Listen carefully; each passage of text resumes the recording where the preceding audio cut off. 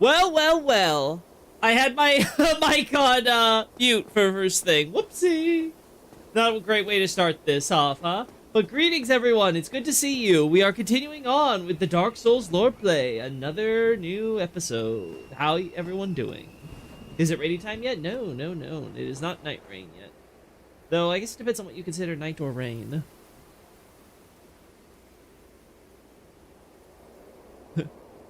Yeah, mute is solved, hopefully. In fact, you know what? Let me make sure.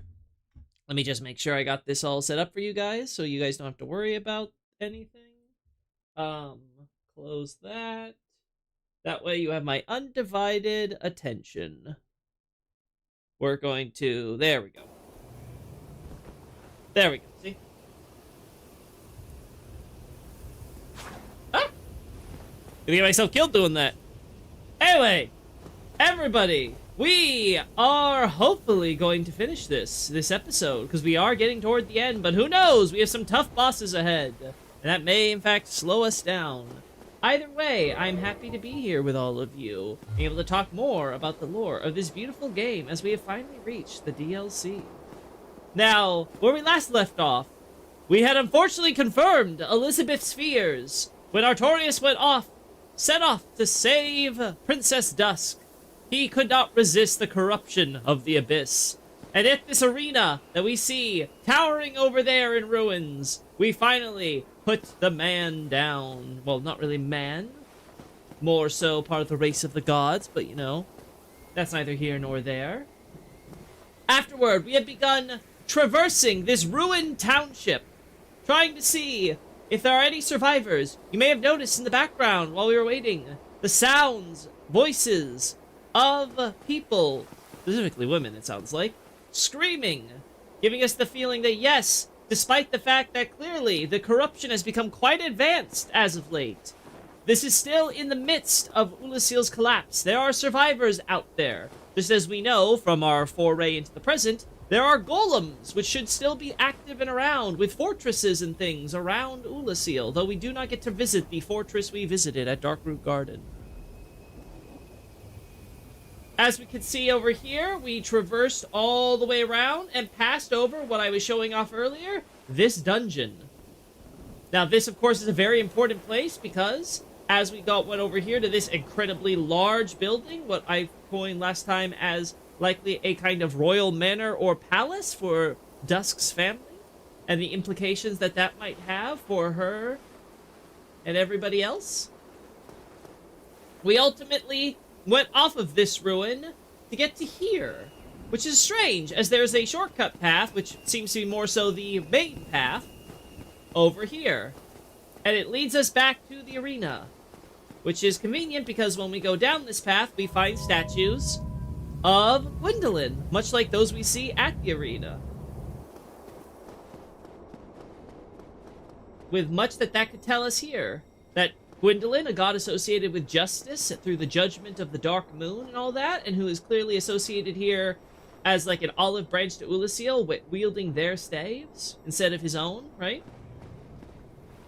All that tells us that there was some sort of system involved between this dungeon and what we have going up there.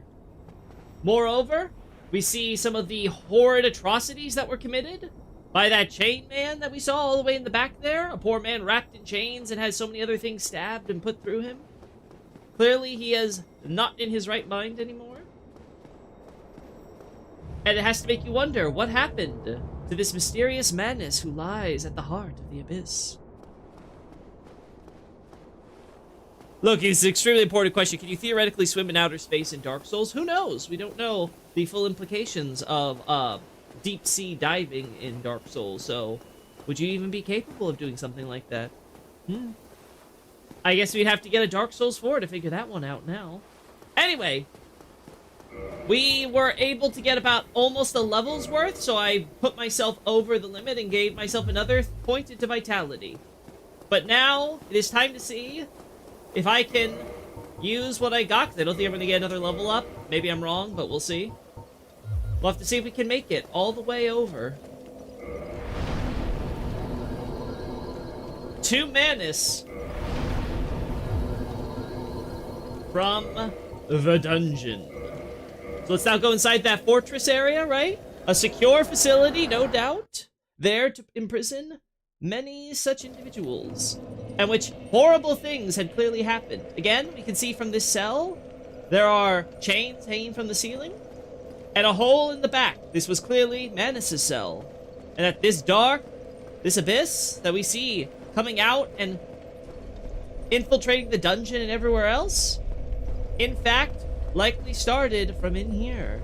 We can see the drag marks as well of that dark of the abyss that seem to leave a very, very deep imprint, as if something very large and heavy dragged its way through the dirt and over the edge here to fall. Now, we can't really see down to this edge, but it will in fact lead us to the boss room. We are actually more or less above it. Imagine Olympics in outer space. First who swims reach the sun first gets a golden medal with Gwyn's face on it. Maybe? No, you can't swim in Dark Souls. Yeah, you just fall, you drop and die. We all know that. Nobody knows how to swim in this game. The chasm of the abyss. So this, in fact, is the abyss. Now we can see it's in fact a legitimate cave, right? It's got all the hallmarks of what an ordinary cave would look like. Lots of water that would be dripping down. We can also see some stones of people, potentially other prisoners, who have come through here. Oh. Still, we see these corrupted citizens as well who have entered. Very curious. And we can see much humanity lurks here. And unlike other humanity, this humanity is alive, as shown by the little eyeballs, though they're not really eyes, obviously. But lots of living humanity in this area. So it really gives us the sense that we are in the thick of the dark. Unlike that in Ulando, this abyss is not immediately consuming us. It's hard to say if this is because, as we don't really see any of the corruption here in this chasm, right? So is this because that the dark here is not actually the proper abyss? Or is it because this abyss seems to be controlled by a madman who is producing more corrupted madmen, that we don't have to worry about that? Oh.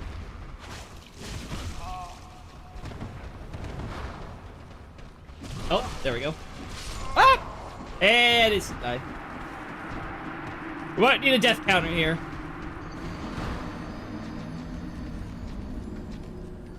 Oh, look, his daughters. Shh, this is Dark Souls 2, Lord. We're not there yet. Oh, should have rested. I forgot this is how the bonfires work.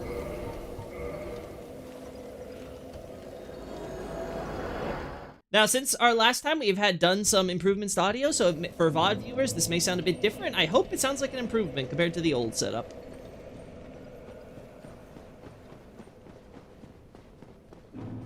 Let us go this way.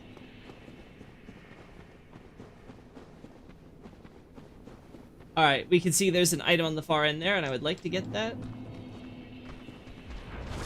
Of course.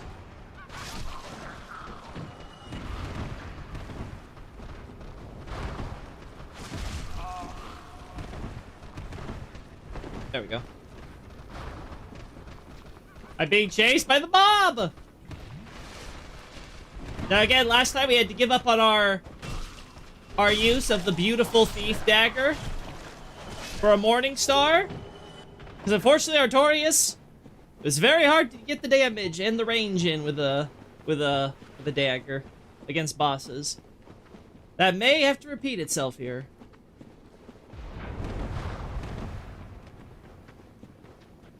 There we go. Oh. As we can see from this undead corpse here, we have a dark bead. So we have, again, not surprising given the fact that we find some of the noble sorcerers of Oolacile coming down here with some of their citizen servants. Yeah, I would hope the sound is good considering how much we've streamed with it. I am. But let's see. Again, as we can see, the dark here is not necessarily all hostile, because ultimately it is humanity. Now you can hear quite the Quite the ominous sounds from it. You may also notice little shape there. Kind of has like a dark, foggy look to it. Is that something familiar? You have to wonder. Now, let's see. Now this dark can very easily harm us by just passing through us. We can see that this is very much just a soul. Very, very large dark souls, in fact. Larger than most dark souls we acquire. I think that speaks to the oh. Passed through that one, thankfully. I think it speaks to the density of the humanity and thus the abyss here. We've seen a lot of corruption, but this really drives home just what we're dealing with here. Man, having a spear or a halberd right now would be nice.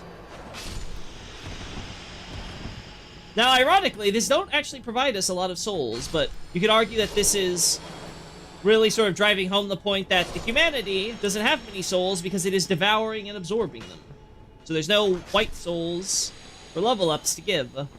But there's a lot of humanity that we can collect. So there's plenty of dark souls. Now, again, we can see signs of... Oh! Right, you. We can see some ruins here.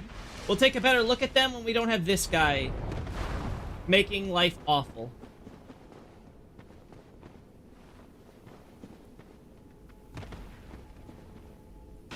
Yeah, I'm gonna have to go around. Okay. Now we can see what looks like death, but there's also a sign of potential life here.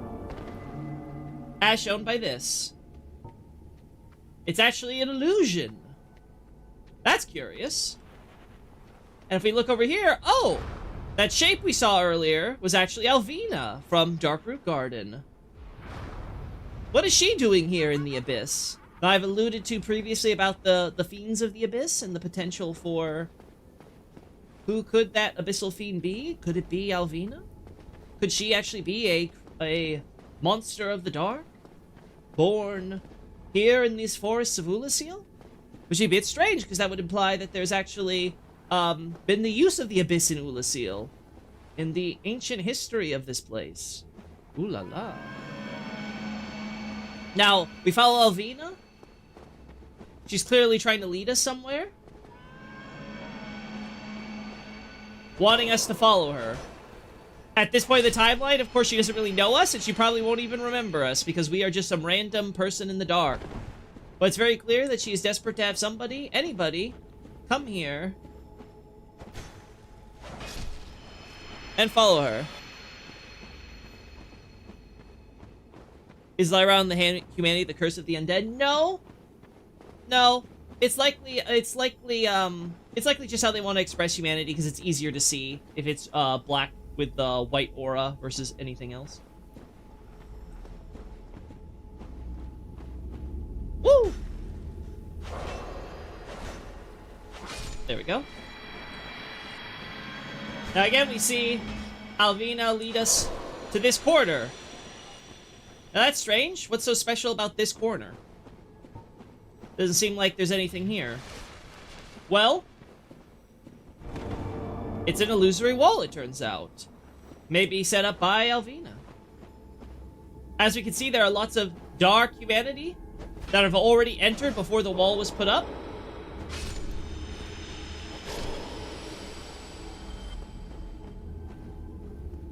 And these humanity are surrounding a holy aura. Let's investigate. Let's see if this works any better. I don't think so, because of the range. Oh, no, not bad. Not the worst. Oh! It's good old Sif.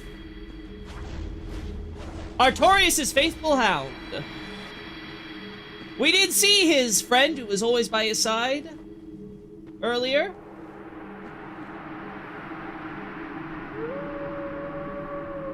Now we can see Sif with his own sword, separate from Artorias', since Artorias uses his sword during the boss battle.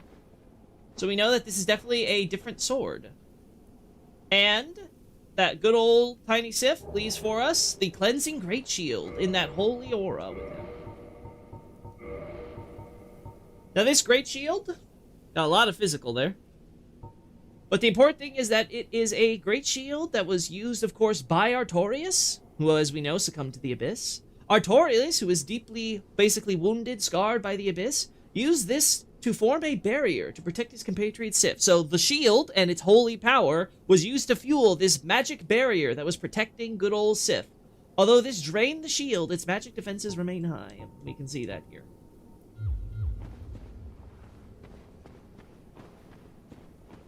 Welcome, welcome, more people into the chat. Yes, we have in fact found and defeated Artorias already. Is the Abyss like repressed darkness or something? I can't imagine Manus or the Pus of Man is what a normal human would... that's we're going to Dark Souls 3 stuff, but... Again, we will talk more about Manus and the full implications of him as we get through to there. Suffice to say, where we're at right now, though, we know that Manus is the source of the Abyss. He is found deep in here, and what we learned from Chester... and a little bit from good old Hawkeye Gough was that, well, it seems like Oolacilians are very much responsible, as we can see when we were going through the dungeon. They very much had Manus captured, and they did something to drive him mad and turn him into this monstrosity that is now destroying their city. Now, you may have noticed, if you were fortunate enough to look up, that there is a strange gap in the ceiling with light pouring in. So again, even if some of this darkness may be the Abyss itself, we'd see that there is still very much a cave opening with light that we can witness. Now this is very important because when we go through these ruins here, curious that they are in this underground cavern. Would you like to make lore videos while playing Elden Ring? Yeah, why not?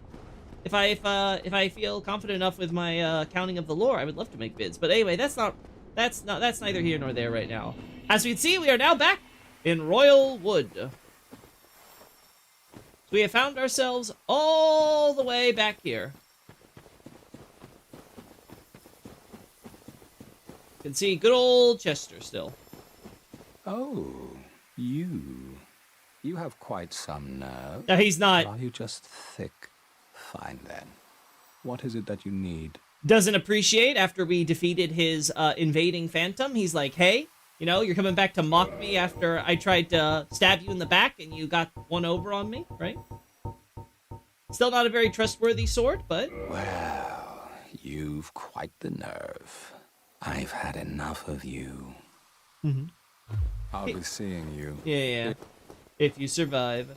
Anyway, for those that may or may not recall, when we were first going through Royal Wood, we actually saw that hole in the ceiling of the cavern all the way up here. Right? This gaping hole right here. Uh-oh. And look, there's a...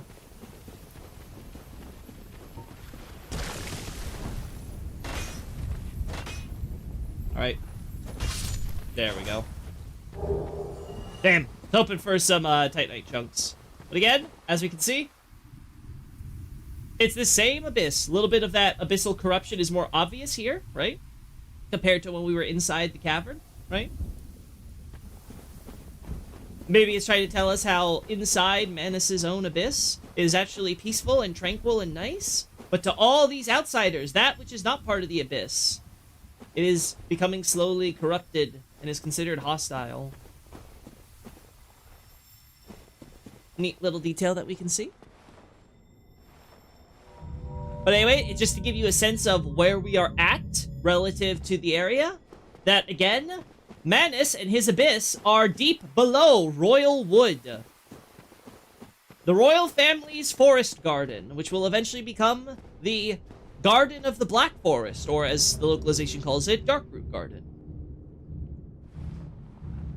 So again, it's very important to understand, this is royal family property, and we have their golems, which have equipment and hammers for excavating, for uncovering things, which again gives us to the point that the royal family was excavating this area.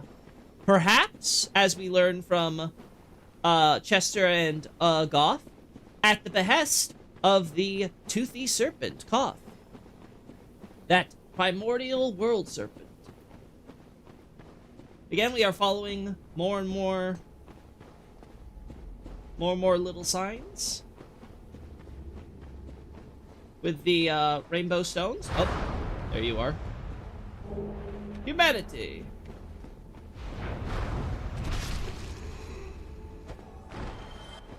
That's done. Now, looking at this, we can see that these are ruins. Now, these ruins aren't very extensive, all things considered. They're mostly just there to kind of get the point across in the area. As we can see, there's this fallen column with all the blocks. Thankfully, still able to stay together.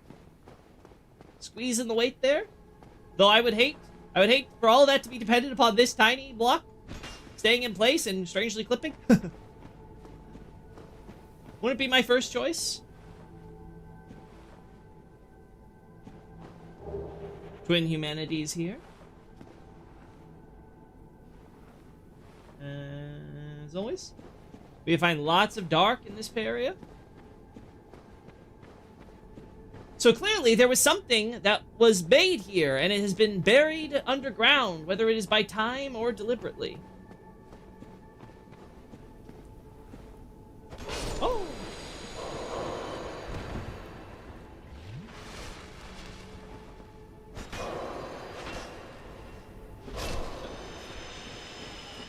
More of this humanity.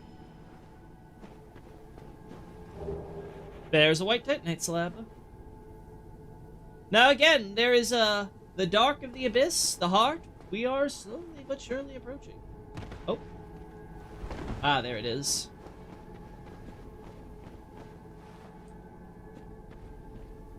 Alright. Now we can summon Abyss for this fight, and I may in fact do that. Though I don't think it's strictly necessary at my level. Soul of a hero, good. What we will do, because I don't think I'm going to need these anymore, is we will replace our binoculars with that silver pendant we picked up from Artorias. Now, what we've learned so far is that Artorias was, of course, corrupted by the Abyss. He was clearly wounded, injured by something or someone. Given the extent of the injuries, it was most likely Manus. As we saw, it completely took out his good arm, right? With only one arm available, it's definitely unlikely for him to be able to drag Sif out, especially when he is slowly going mad, while also carrying both his sword and his shield.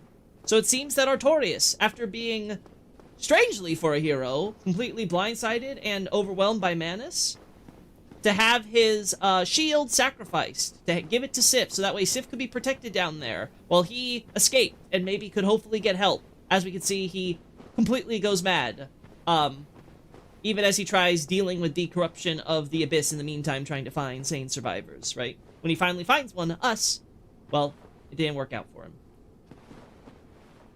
But combine that with the fact that he's missing his silver pendant, and it is in the chest of the township, where we, of course, also encounter many of the sorcerers and things who are also storing away various spells and things, which, of course, their chests are empty, and we have to go out and find those spells out in the world, right? We find those empty chests next to the sorcerers, and then we find, of course, these corpses with some of those spell texts on them, right? That we can learn the sorceries for ourselves. So all of it together seems to suggest that back when Oolacile was a little less corrupted, a little less obviously needing of a populace culling, some of the sorcerers who had gone, quote-unquote, mad in the more traditional sense, and that they had aligned themselves with the dark of the Abyss and were betraying all that is good, had pilfered Artorias' silver pendant when he wasn't looking.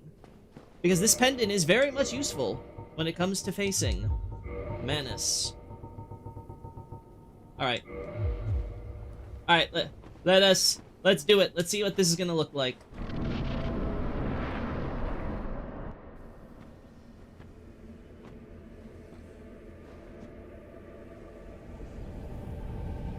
Now we're just seeing this dark. Now thankfully Manus will oblige us and drag us down to face him. How very kind of him.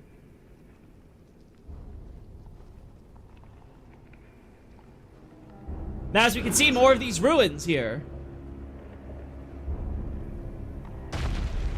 And emanating the dark with that familiar hand that first brought us into the past. We can see there is the master of this abyss.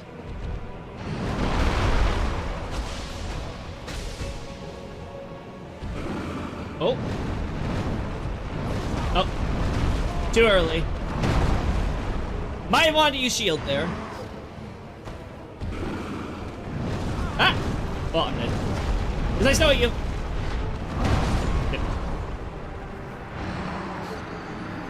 Took me a while to beat him. I expect it's going to be something similar for us.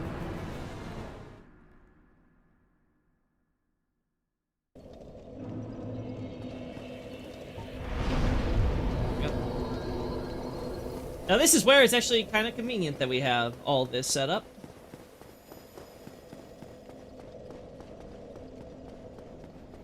Good old Artorias' grave left by Kiarni. This poor citizen who got killed a little early. It's been a very long time myself since I fought Manus, so it may take me a while to remember all his moves and what I can block, what I can dodge. Especially with this build.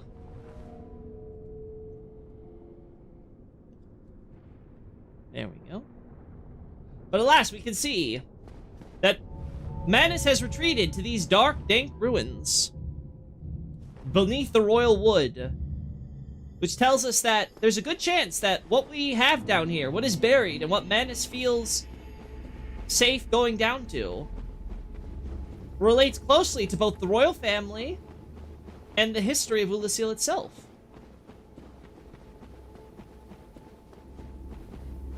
I think I went the wrong way. I think I took a wrong turn. I think you have to go up here, right? Oh no. Oh no, I'm getting lost in the abyss!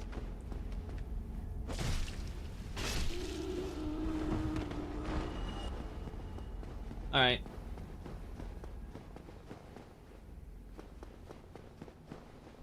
Now, currently I'm using a stamina recovery ring, because I feel like that's going to be very useful for this fight.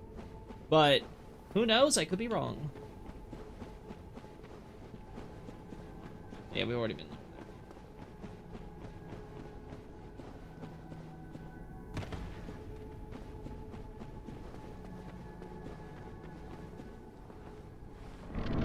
So why does he look like that? Why does he look like a corrupted monstrosity? Let's skip that.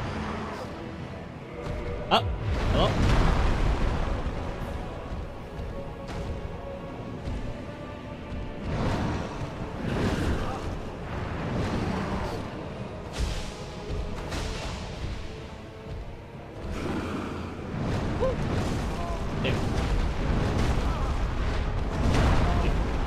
I messed up the timing there again.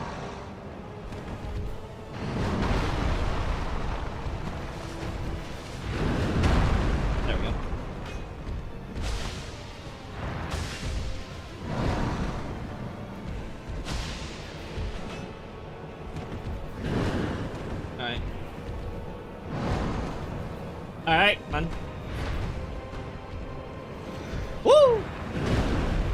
Now, as we can see, as he's gone mad, Manus has grown many horns, has many eyes. This is consistent with what we see with the bloat heads and things. It seems to emphasize the cerebralness of him. How there's a big effect on the brain. Again, makes sense as we can see him use a sorcerer's staff. Though it has a bit of an axe head, it looks a bit more violent than what you would expect. Oh.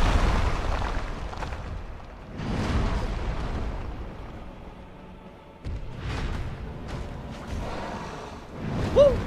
Okay. And dead.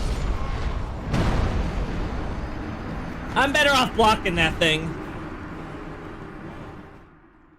So we see the Abyss corrupt people in different ways throughout the franchise, but as far as Dark Souls 1 is concerned, we see how the, wrong way. We see how the Four Kings transform more into something kind of like silver trees almost, right? in the way that their form takes shape, but there's obviously other influences there with, like, you know, the hearts and things and the swirls, and so kind of like a swirling abyss as well. With Manus, the emphasis is much more, of course, on his arm, his left arm. Now, of course, you know, influence-wise, obviously, there's always the, you know, the bad omen of the left arm. But as we can see, his arm has grown to ridiculous proportions. And that may be because he is constantly searching, as we see. He's constantly on the lookout for what we can presume from what we collected. Where is it? Oh. It's over here. This broken pendant. We can sense ancient magic from it, as you guys may recall.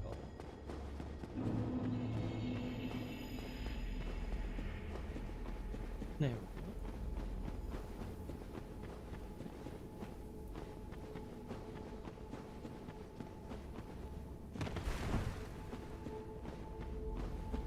There we go. Perfect. Alright. So as the Dark Souls spread to different people, and like the other souls, that was just for them. You'll have to rephrase the question. I'm not sure what you're asking exactly, Whispers. Do you mean, why was it spread to, humanity, you know, mankind by and large, instead of just, like, say, a select people? Because if that's the question, then you'll have to ask the Pygmy Lord for why exactly you want to spread it amongst all of the clan, as it were. But we also see, yeah, Sneed is bringing this up. We also see the other gods also spread it out, just on a less, how do you put it? Less widespread, basis in the case of Izalith. Gwyn, it seems like virtually everyone seems to get a piece of his soul if they, are loyal to him. Anyway.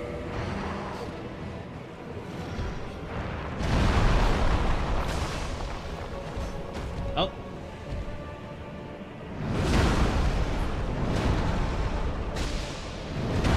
Oh.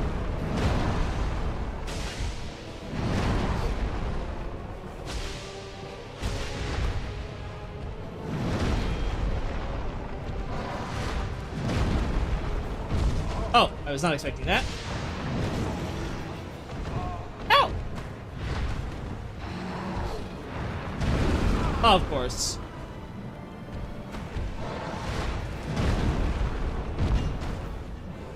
Oh, damn. Not getting the hits in I want.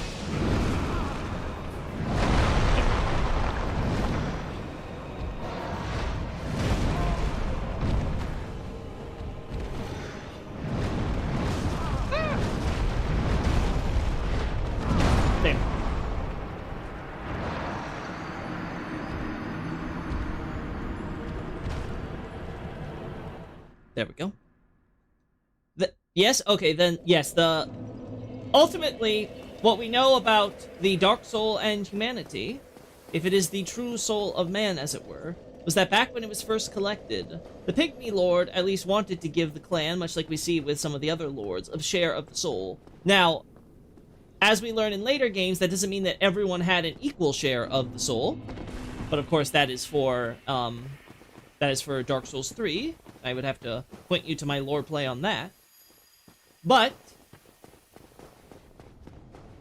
as far as sharing of the power, if I were to speculate, I'd say it's probably simply because, you know, there's a kinship there, and you want to preserve that kinship and that measure of power together. And because that is of course, the leverage, as we see with the gods, in order to help keep you as the Lord above, because you are a generous king who will share your power if they wish to have it and are willing to obey. Hello, Macaroni. Good to see you in the chat. Oh.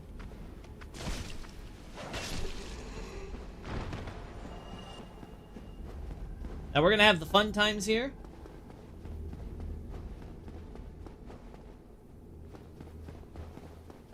It'll be fun times trying to get all this Manus stuff done. Hello? Hello? There we go. Thankfully, although the run back is a bit long, it's not complicated.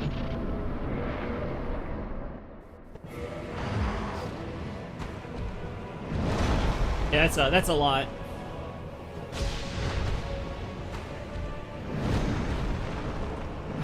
Not too early.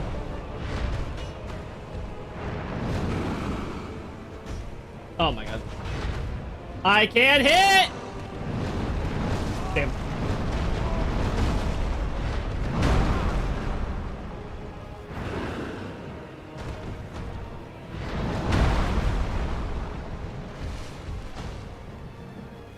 There we go. Oh!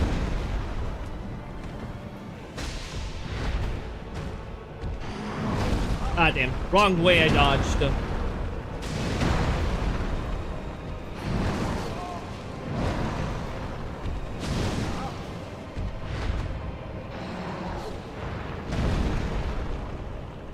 Alright.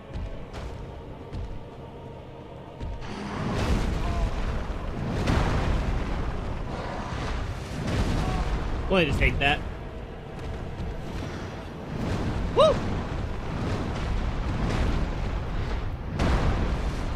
Escape that one. Come on. Ah, damn, too early. That was way too early on that jump. That was perfect. Good. Too early.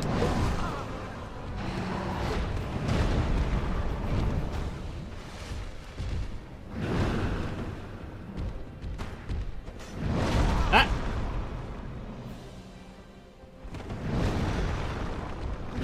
Oh, damn. Man, I'm screwing up my dodges the more this fight goes on. Let's get close to the center. Oh my.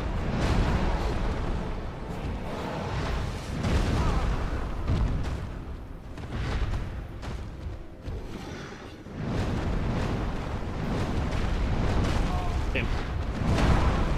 Damn, I got hit by the end because of the wall. Ah!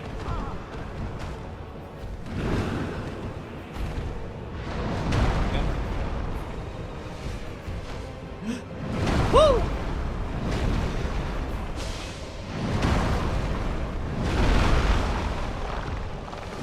Yeah, I don't think I have enough healing for this with how much damage I've unnecessarily taken. Oh my god.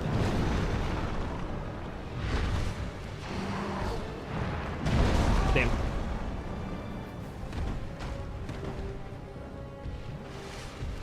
Alright, better play perfectly for the next 75% of his health. Woo!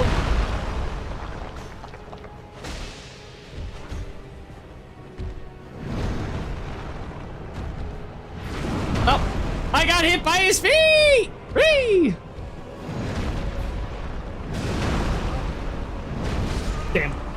That third hit. I was hoping he wouldn't do the third one. I love bosses that disengage and jump away immediately after attacking. Absolutely love them more, God. Yeah, it is obnoxious when you're like trying to get your hit in, but they jump just enough so that way it's like, oh, I guess I'm not gonna get the follow-up in. Okay. I guess I'm just gonna have to skip that damage.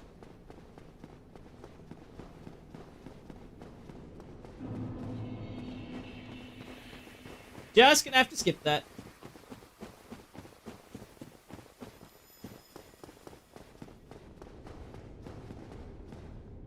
So this is why I might end up having as a partner in Night Raid. Don't worry, I only drag down my teams half the time.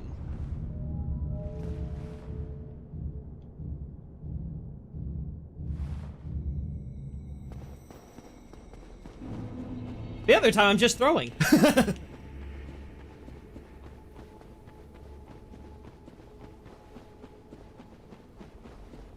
Alright.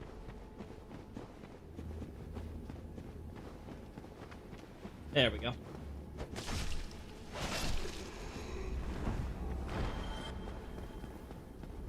We go through here. There we go.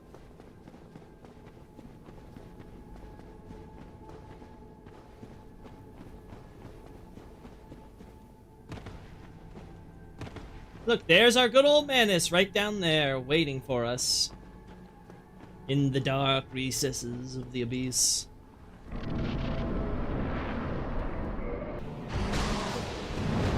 Woo! Ah, damn, I got hit! Oh, that attack! At least from back. Yeah, it's long, but it's easy. That's the nice thing. But we're gonna be here for a while, because, oh boy, just getting hit by that one attack from Manus can completely throw the entire game. Like, you have to be able to avoid his death combo. Honestly, I wouldn't think it was that bad if the last hit could actually be dodge rolled, and it wasn't like just you were always being juggled, and you just couldn't do anything. Ignoring the later developments of Ring City, do you think the implication of 1 was that Manus' life date to before the god/human migration to the upper world? No. No, that's getting a little ahead of ourselves, but to give the short answer, Sneed, no.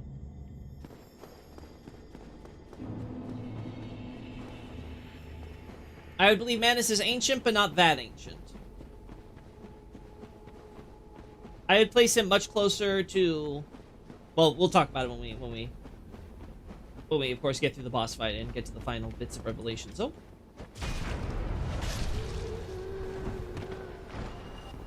oh, I think there's another item I need to grab by going down there, right? I think so. Let me see if I'm insane or not. There's no item over here, right? Yeah. Let me just grab this now. Yeah, there it is. Black Flame! I was like, I thought I'm missing a lore item. We'll die here.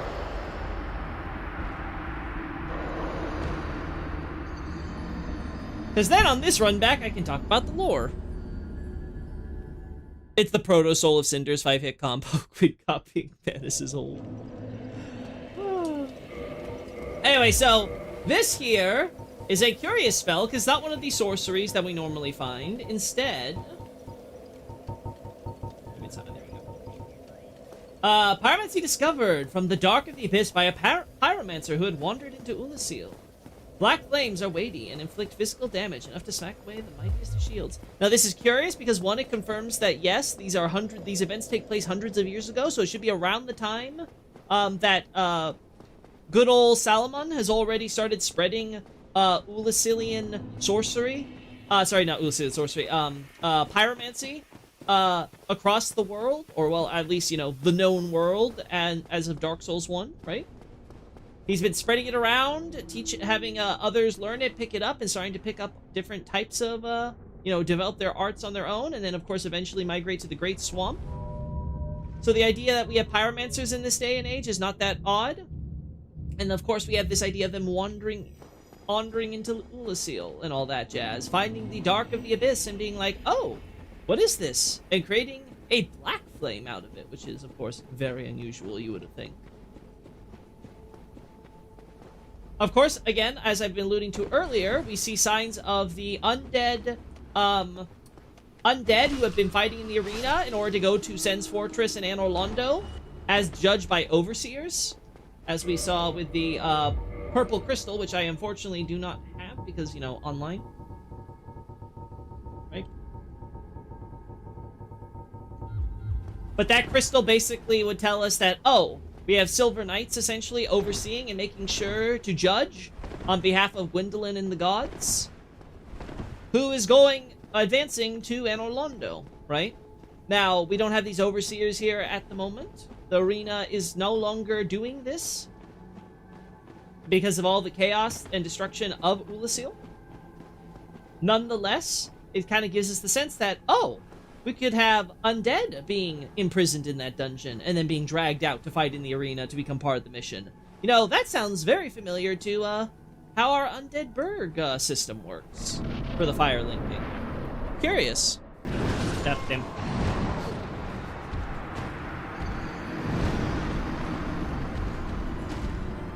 Alright, going all the way over here. Hello.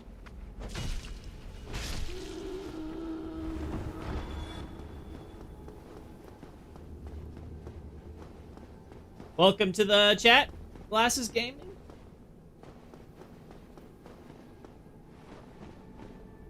I just quoted you yesterday when someone was asking how we knew Lulondo flooded before Oolacile.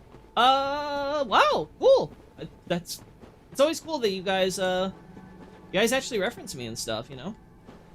Whenever I see stuff for the website and thing, there's always, like, sometimes it's weird, like it's a random forum that for people who go to the website. Speaking of, you could go to the link in the description to find it to my website. And that would also lead you to the buy page for Abyssal Archive, the most comprehensive, consistent, and comprehensible account of Dark Souls lore ever put to paper. Consider making your purchase.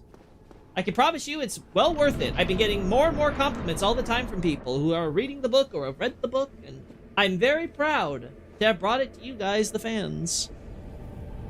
The Hime laugh is cute. I agree. I like that little detail. Oh my god. That stupid jump!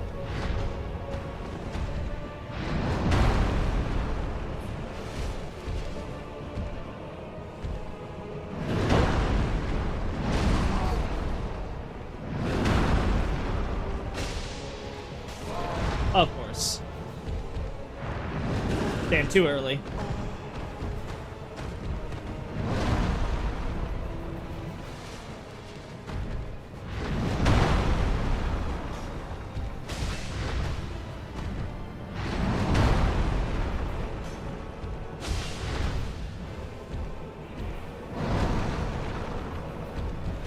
Damn.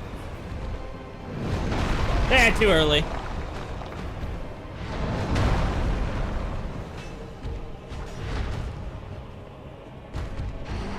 Oh.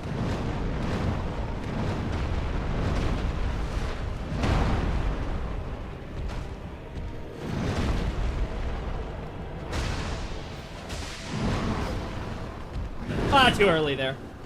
Oh, but you didn't do the third attack. Okay. Did the second for that one, though. Oh, come on. Ah! Okay, would you great major advertisement? I don't know about that. To be more on Dark Souls topic, did ancient dragons have stone scales, or are they more diverse than the opening cinematic implies? Like, is Kalameet an ancient dragon? Yeah, Kalameet, of course, is something a boss we haven't actually defeated yet, but for the sake of simplicity, yes, every ancient dragon, or as later games like to localize them as archdragons, they're all part of the same species. During the age of ancients, fully, before there was actual first fire, you can presume that, yes, everything was in fact rock, and there would be not much in ways of, well, disparity between the dragons. But, after the advent of flame, we do see the different evolutions, as we've talked about with Seath, and what we see with, you know, you have the ancient stone dragon. You also, of course, have, wyverns and things like that. So, like, and then, of course, you have, like, the snake men and things, which are, like, a bit more, you know, they're more artificial descendants of the good old, of the dragons, right? But they would still count as far as, like, you know, they got a little dragon in them.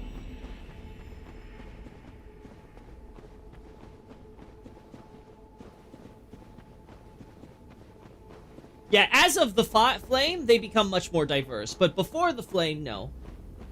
Right? We also have to keep in mind that it isn't like there's one generation of ancient dragons or archdragons. They are very much it is very much a species name, and therefore you have dragons who are born, much like, which is likely what we see with pretty much every, archdragon we encounter, right? We don't find, like, an OG came all the way back from the Age of Ancients, you know, was, you know, the unborn type of dragon.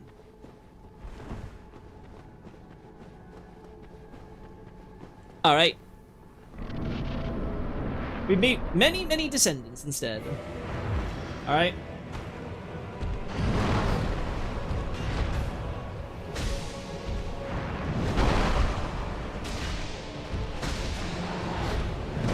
Damn.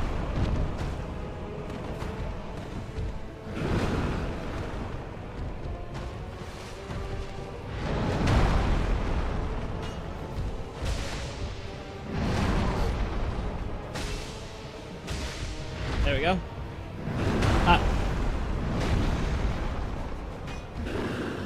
We're dead. It was nice knowing you all.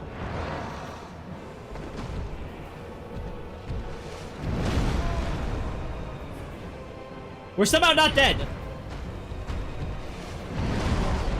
Recover from Estus faster, you moron!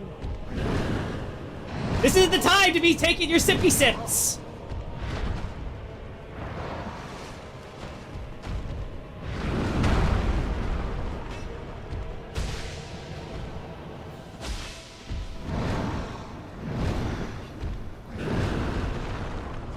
Got kind of dragged into that side. Oh!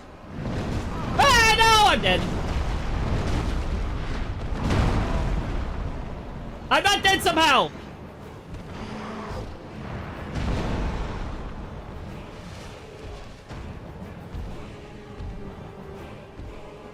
You done? Damn.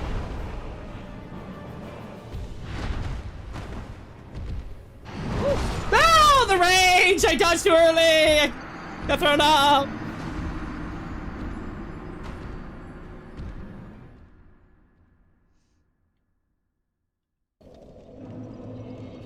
There we go.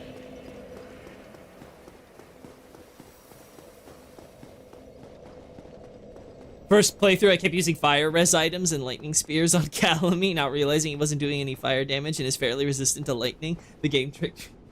Kalameet throws you off as far as dragons is concerned. Loki, would it be better if you summon Sif to help you? It might be. This might be a good time to be like, okay, time to go for humanity. So we'll do one more shot and then we'll start doing, we'll start reversing our humanity and summoning Sif for the fights. I'm pretty sure Sif still adds extra HP, like most summons, but it will be nice just to have the aggro off of me for this fight. And being able to try to at least hit Manus. Unfortunately, I'm not playing a ranged class, so it's going to be a little awkward trying not to get hit by his giant arm swings and stuff. But I think I can... Oh! I think I probably make it behind him. Oh, damn. I should have killed her. Should have killed you. Ah! Ow!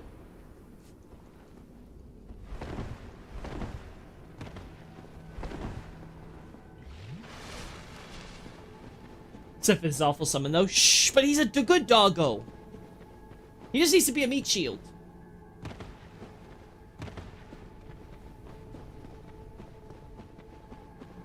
Alright, here we go. I swear, if these two flasks... If I lose this fight because of these two flasks, I run out, I'm gonna be so mad. Oh. It's fine! I'm too bad at this game anyway. It won't matter. Damn, too early still. God, the jump attack. Oh! Damn. It's like snowing you all! Oh, we were doing so good, too, on that run. I'm not fighting, but I'm still annoyed. Yeah, there are a few little nuisances in this fight, but we'll get through it.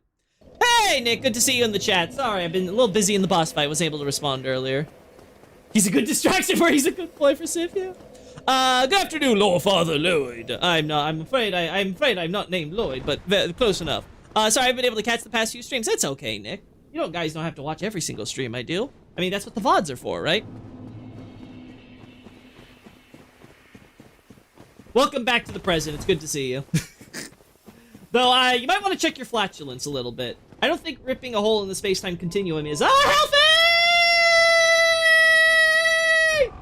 That's the abyss. Pendant. It's the most important item in the entire game. Actually, yes.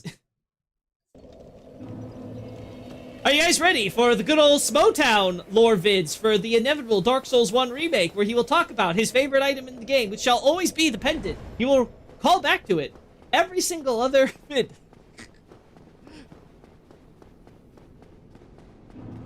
The Alpinoric pendant. Alright. Alright, I'm getting a feel for the dodges and stuff. I just need to not, like, choke. And also, ideally, I need to learn the timings for his sorceries now, because now he's actually, like, doing it, because we're hitting the 50% mark on his HP, and he's like, oh, I should actually use my magic!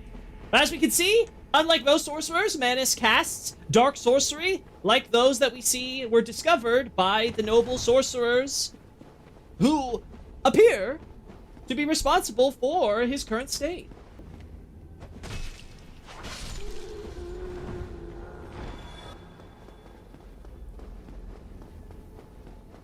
Is there any game lore or color lore, theory lore or Japanese culture lore reason for the fewness of red glowing eyes in some, but not most beings that wield dark, Manus, pursuer, etc.? Not to my knowledge on that front. Usually, when you see glowing red eyes, you tend to just associate with like dark, evil, energy power up, strength. So I think it's probably something generic like that, if it has any significance.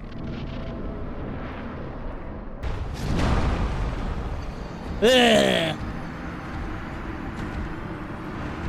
He threw that one at me. Alright, it's official. We will try to summon Sif, see if he could at least take some...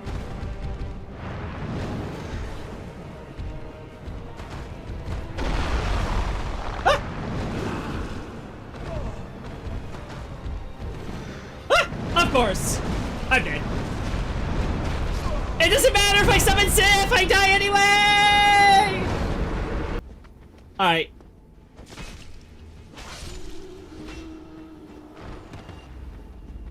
Oh. There we go. There we go! We moving our way down in order to go defeat the dark evil at the heart of the abyss. Oh my goodness. How am I gonna survive this? Probably not. I'm gonna die and waste humanity again. Oh. Oh, there you are! You're behind me.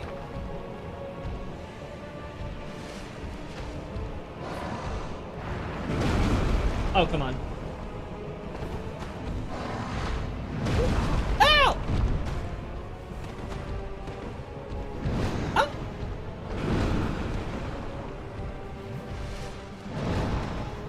Finally! I still got it! Why am I getting hit by that now? I need to just dodge roll more.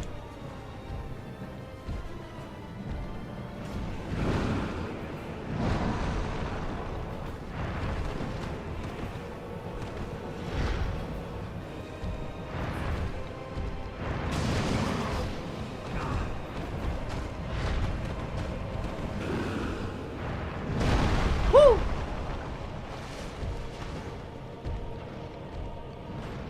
You're not hitting either, Sif. That's fine.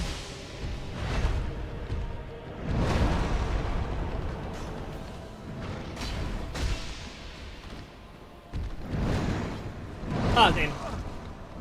Damn. Fuck.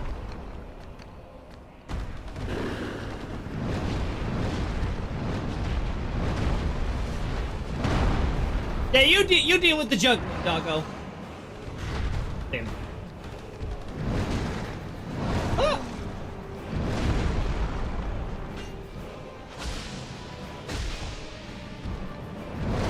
Ow! Oh! Sif staggered him! Good boy! I wasn't sure if I was actually gonna dodge that or not. Woo! Of course! Of course he aims for me, even though he's facing the other way. Asshole! Woo. Asshole!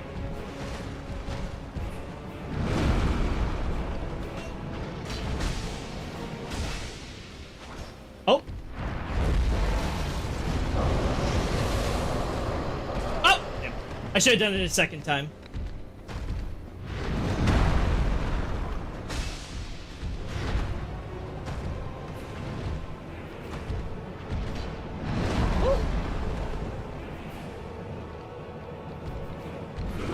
Woo! Okay.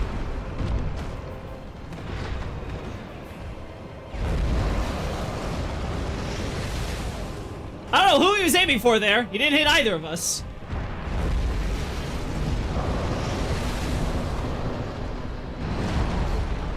So as we can see, the silver pendant is quite useful for situations like this.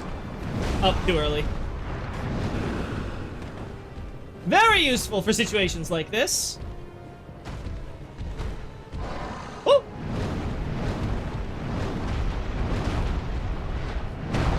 Since we have extra essence to spare, I'm going to try to put myself on max HP.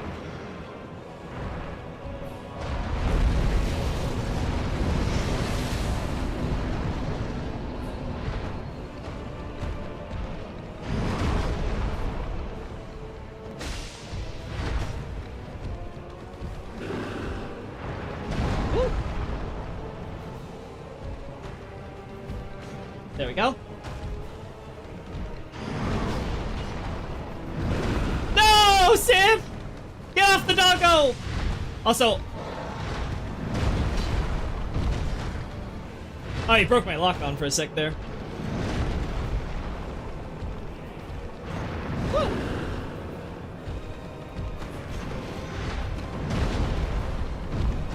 Can you, like, not? Yeah, that was too early. No, Sif is limping! Oh, God. I don't know what died while we were fighting, but okay, good on it.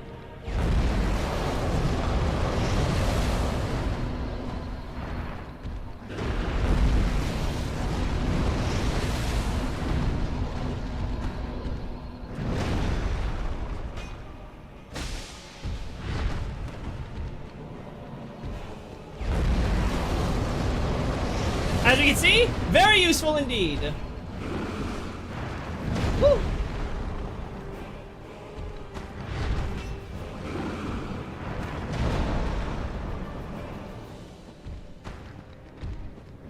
There we go.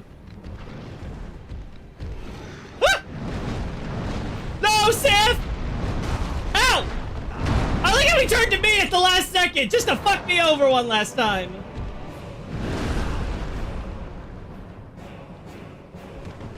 Just to fuck me over one last time.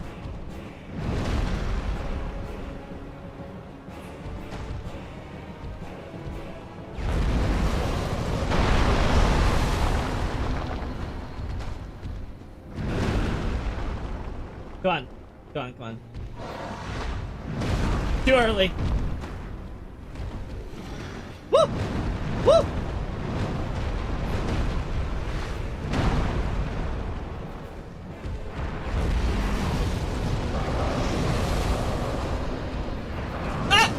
Hit by extra humanity out of nowhere!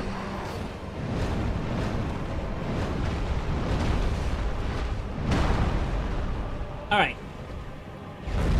Ah! Damn it! We were so close! The summon sign implies that Sif is capable of riding. Listen, if he can hold a sword, he can hold a soapstone. Level adaptability, yeah. We were so close! That was a good run. That was in fact a good run. Unfortunately for that run, I screwed up. I got myself a little too distant from him and I struggled to get back close. But Sif was in fact very useful. He distracted a few times and we were able to get some good mojo going. So close.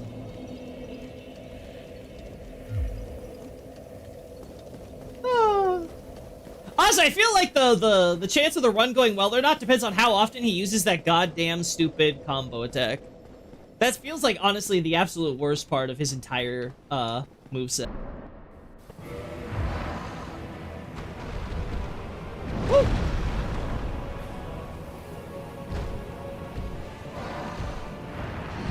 Yeah, too early. That's my fault.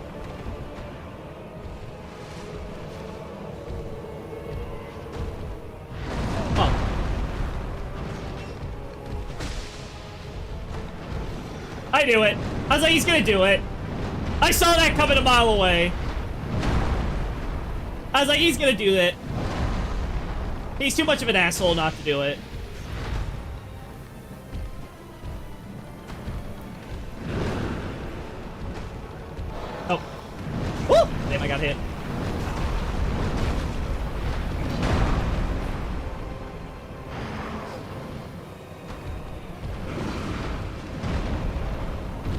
Good dodge, Sif. Oh, I don't know how I got hit by that when I dodged through it, clearly, but whatever. Ah, damn, too early still. I was in...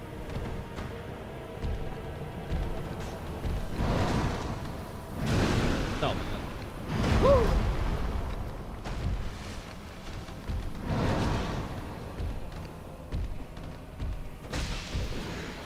Oh, gonna get hit. Full damage!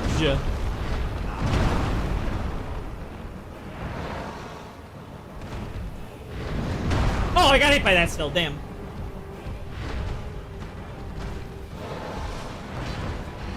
Oh! We got a stagger and then right instantly into this.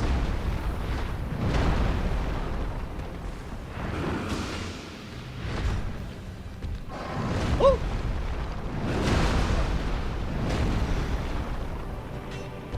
Woo! Woo! I saw that coming.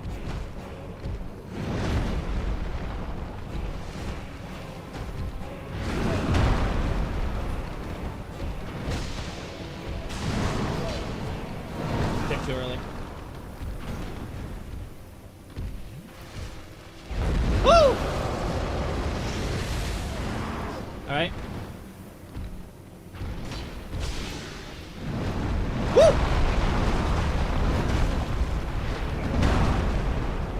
All right, not that bad.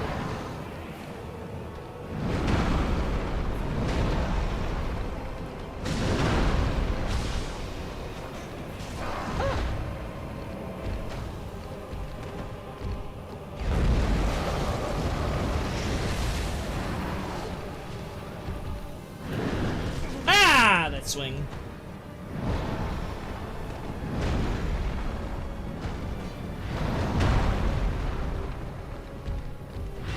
Damn.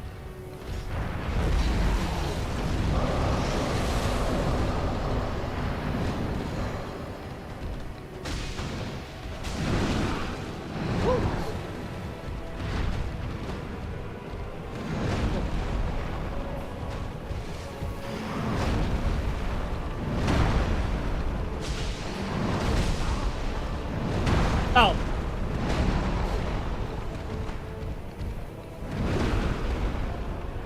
No, wrong one! Yeah, that's fine. That's fine.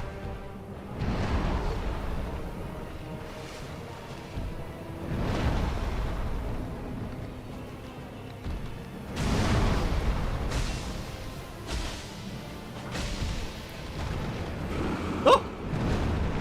Yeah, good job, Sif. You dodged that fucker. Come on, we got him! Ow!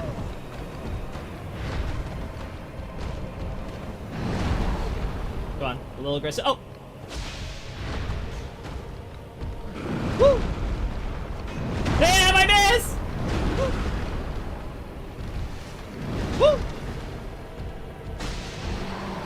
Woo! Damn.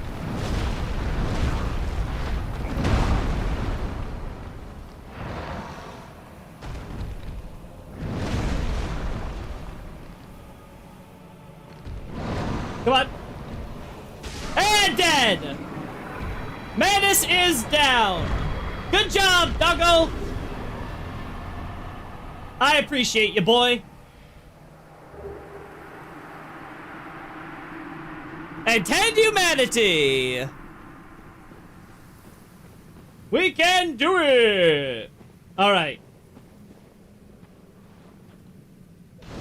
The obligatory bonfire. Now, as we can see, in the wake of defeating Manus, we can find good old Princess Dusk. Obviously, she's not fully conscious, but we can tell that she is suffering, if not nightmares, then certainly primal fear, wrapped around in the darkness here. Now, let's quickly get our level up in. Another 30 HP. Not gonna complain about that. And then, we have all this set up, right? Alright, so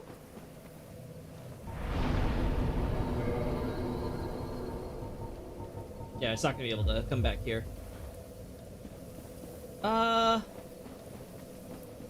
Yeah, you know what? I think we'll do it as is. So you guys recall all of the pillars and things we saw here? They were in a roughly circular formation, so we saw the ruins up above, right? It's a bit difficult to see now. Where is it? Not the easiest thing to spy from all the way down here, but we are in fact now directly below where we saw the prison cell is. So it's very clear that this might actually be that little curve we see at the very, very top if you look very closely at the top of the screen. But basically, we could get the idea that Manus dragged himself out of his cell down here to these ruins. We can see that these ruins are set up kind of similar to Stonehenge. I think that's a fair comparison to make, right? Like, very old, very ancient. Get the feel that this is a very hallowed, sacred type of ground here. And the reason why this seems to be such sacred ground, despite being buried deep underground and needing to be excavated by the royal family, is discovered as we get closer. You can see, again, more circular stones here. All the way down to this circular stones. And then finally, a grave. A grave that is very, very much human-shaped. Now, I cannot lay down in here, like in a certain other game, but... Oh my god, my poor ankles, they're being broken here, but that's fine, that's fine. I didn't need broken ankle. I didn't need working ankles after that fight.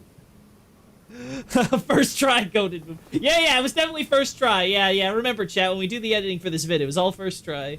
Anyway, as we can see, this is in fact a grave. This is Manus's grave that was disturbed, as I believe was referenced by, I think it was Chester, right? The idea that they had unearthed, unexcavated Manus's burial site, and they, well, took him out of the grave. Now, this may immediately make you ask questions. Wait a second. Manus was buried here? On the royal family's property? In a time so old that not even the Oolacilian royals themselves had remembered? That's mighty suspicious. Also, he's a dark sorcerer in a land that is known for its light sorcery? That's mighty suspicious. And of course we know that he had been quite obsessed with kidnapping good old Dusk. Also, we have to give this, we've got this Firekeeper soul we can use. But anyway, Soul of Manus here, right? The Father of the Abyss. Again, the original term is for master or owner of the Abyss. That's more of what it means here. So again, it doesn't mean that necessarily he's the literal father, right? In any sense, but just that, you know, he is the one who was controlling and at the source of it. But of course, he wasn't really controlling it well because, well, he was mad. An extraordinary soul is viscous, lukewarm lump of gentle humanity. Again, we can see in the graphic, it very much looks like a humanity little spirit, except has all this extra little tendrils and things on top of it. That looks comfy. Yeah, it's a very comfy little grave, you know, nice little plot of dirt. Well, ancient Manus was clearly once human, but he became the father of the Abyss after his humanity went wild, eternally seeking his precious broken pendant. Now again, this point about the pendant is very, very, very important to make here, is that this pendant isn't just a pendant, it was his cornerstone. It was basically, it was his anchor that kept him sane, essentially, right? Like this pendant that he was searching for, that he found a piece of that broken from us, right? And he ended up taking Princess Dusk, a princess, and he kept her safe, as we see. Nothing's really happened to her. She's not corrupted by the Abyss or anything. Like, he's being very gentle with her. Now, if you may recall, pendants are useful because they are an indicator of precious memories. You know, someone typically gifting you a pendant, it's a kind of a way for you to be nostalgic about home because of, oh, I remember that time when I got that pendant with my friends and my family and my loved ones, right? In the case of Rhea, it was used as a prop to help connect her to her father, right? And her family there, and all the expectations that were laid upon her as a noble of Thorland. Here, though, we see that the pendant takes on a new meaning. Obviously, we also get the idea for Artorius also, of course, is being gifted a pendant, though his is more for a mechanical sort, right? And he ends up losing his pendant, which is also like sort of only connection to the gods, which could protect him or anything like that, and at least his corruption, right? And then we also have, of course, Manus's pendant, which is this ancient one with vines and stuff, which are very nature-themed, much like Oolacile. So taking this all together, what do we have here?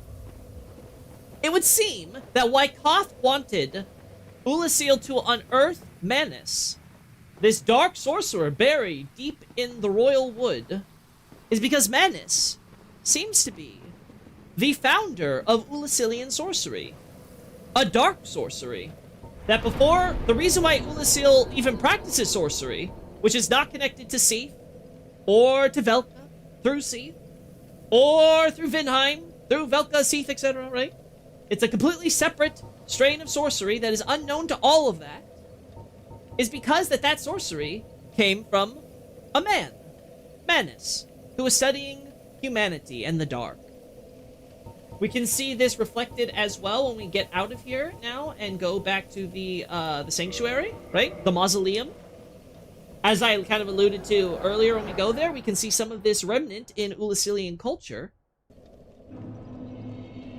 Oh. But thankfully, it was after the boss fight we had controller troubles, chat. Thankfully, it was after the boss fight. Also, I think we can go a little bit... Yeah, Oolacile Sanctuary.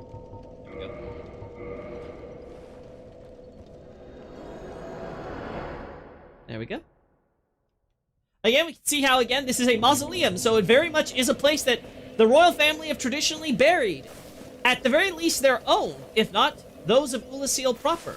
And you may notice the vaguely humanity-like resemblance to these. It's, of course, not perfectly exact, but it's definitely there to draw a significance among other tombstones that we see across. So there's very much this idea that Oolacile was originally established as a country of dark sorcery, right next to Anor Londo. And yet, strangely, after the death of Manus, where he received a quite significant burial, as we can see, he was given a lot of accolades and respect. In fact, there's a good chance that, given how Manus treats Princess Dusk, that he may be the progenitor of the Oolacilian royal family, that his bloodline, that his loved ones, is who he sees in Dusk. Perhaps a wife, perhaps a sweetheart, perhaps a daughter, who knows? But this seems to all be kind of gathering the idea that Manus was in fact one of their own. And after his death and his rather eminent burial, that over time, as we've discussed in the past, the gods seem to have massaged out memory of Manus, of the dark, and sort of turned into this something where over time they stopped using dark over light sorcery, provided by these mushrooms. I have awaited thee. Thou hast rescued Princess Dusk and rid us of that terrible primeval human, even halting the spread of the abyss. I salute the grandeur of thine enterprise. Please allow me to express my gratitude. I thank thee, as do we all. There we go, some Elizabeth mushrooms. I will remember thee, but I will keep thy story to myself. This is the best way, for thou art come from a time far ahead. No one will sing thy praises, but yet thy greatness shall live on, for it shall be my purpose to remember all thou hast done for us. So, to not make anything get too screwed up by us having traveled to the past and stuff, Elizabeth essentially promises that she's not going to be sharing any of these stories. Obviously, many of the other characters either are unable to share such stories or unwilling. And we see how this ultimately all falls onto the legend of Artorias. So everything comes full circle. As Alvina says, the legend of Artorias is not true. It is nothing but a legend. But we can see how we, in fact, did complete the legend on Artorias' behalf. And he took all the credit. One thing we can say for sure, Manus is annoying as a boss, but gladly you defeated him on the first time. Yep, it was all the first try. Oolacile sure is a sort of microcosm of human history in Dark Souls. Yes, and that is the point. In fact, we get right to that point. Not long ago, I had another visitor. A human like thyself, from a faraway time. Only he was dreadfully odious. So did not like the smell. I'm afraid that he is still amongst us. He wore a hat and a long black coat. So again, this is a reference to Chester, right? May the flames guide thee. Again, this would be localized as Vari or Nox in the base game. but when it comes to Dusk and to Elizabeth, they translate it this way instead, and this would be how it would be translated going forward in future games, specifically Dark Souls 3. Anyway, Sartorius is lame and we are goated, like always. Yeah. Anyway, the point I'm trying to make, of course, going back to what Nobre is saying, is that we can very much see how Oolacile seems to very much be established as a country of man who is practicing dark sorcery, but under the purview of the gods. Because again, as we recall, it's right there, Anor Londo, right above them. They sit right at the foot of the mountain. We know where the Oolacilian church leading straight to Sen's fortress. So all of that seems to have been accounted for. But then, when the seeming founder of dark sorcery, right? If Manus came here and is practicing dark sorcery and is the progenitor of the royal family, then suddenly, the fact that he is learning and practicing the dark, but in an intelligent way, tells us, oh, he must be exceptionally old. Because as we know, the gods have done, but Gwyn, fearing the dark, and the gods who fear it with him, have done everything they can to try to make man not practice the dark over time and forget about their nature, to make them become senile, as Koth liked to frame it, right? And Koth, by pointing the Oolacilian royals to Manus, after all this time in his experience, as we referenced earlier, how the events of New Londo have already taken place, and Koth, aware of that, is like, okay, I failed with them last time.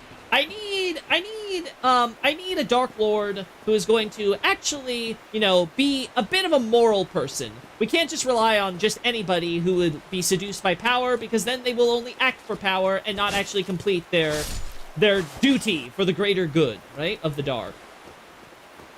As a result, he goes to the royals, these people who have long served the gods, who have become rather attached to the light that the gods have given us, and Koth simply told them, everything's a lie, and I have proof. Just go, check underneath your own royal land where you bury your dead, and you will find, deep below there, the proof of what I say. And they found the proof, which was Manus. Now, of course, man being man, they start embracing the dark, realizing that the gods had liked them. We see how they had locked up good old Hawkeye, right? Started mistreating him as a mere giant, because the giants are simply slaves to the gods, and man will be no slave. We see how, as a result of Manus being imprisoned, he's also alive, and he's able to feel and be in pain and suffer. And again, this goes back to the point of he must be exceptionally ancient, because maybe it's because of all the humanity he has from his soul, right? Like, we got so much humanity from him, he releases so much humanity with the abyss that he generates, right? All of that is very much true. Very much so.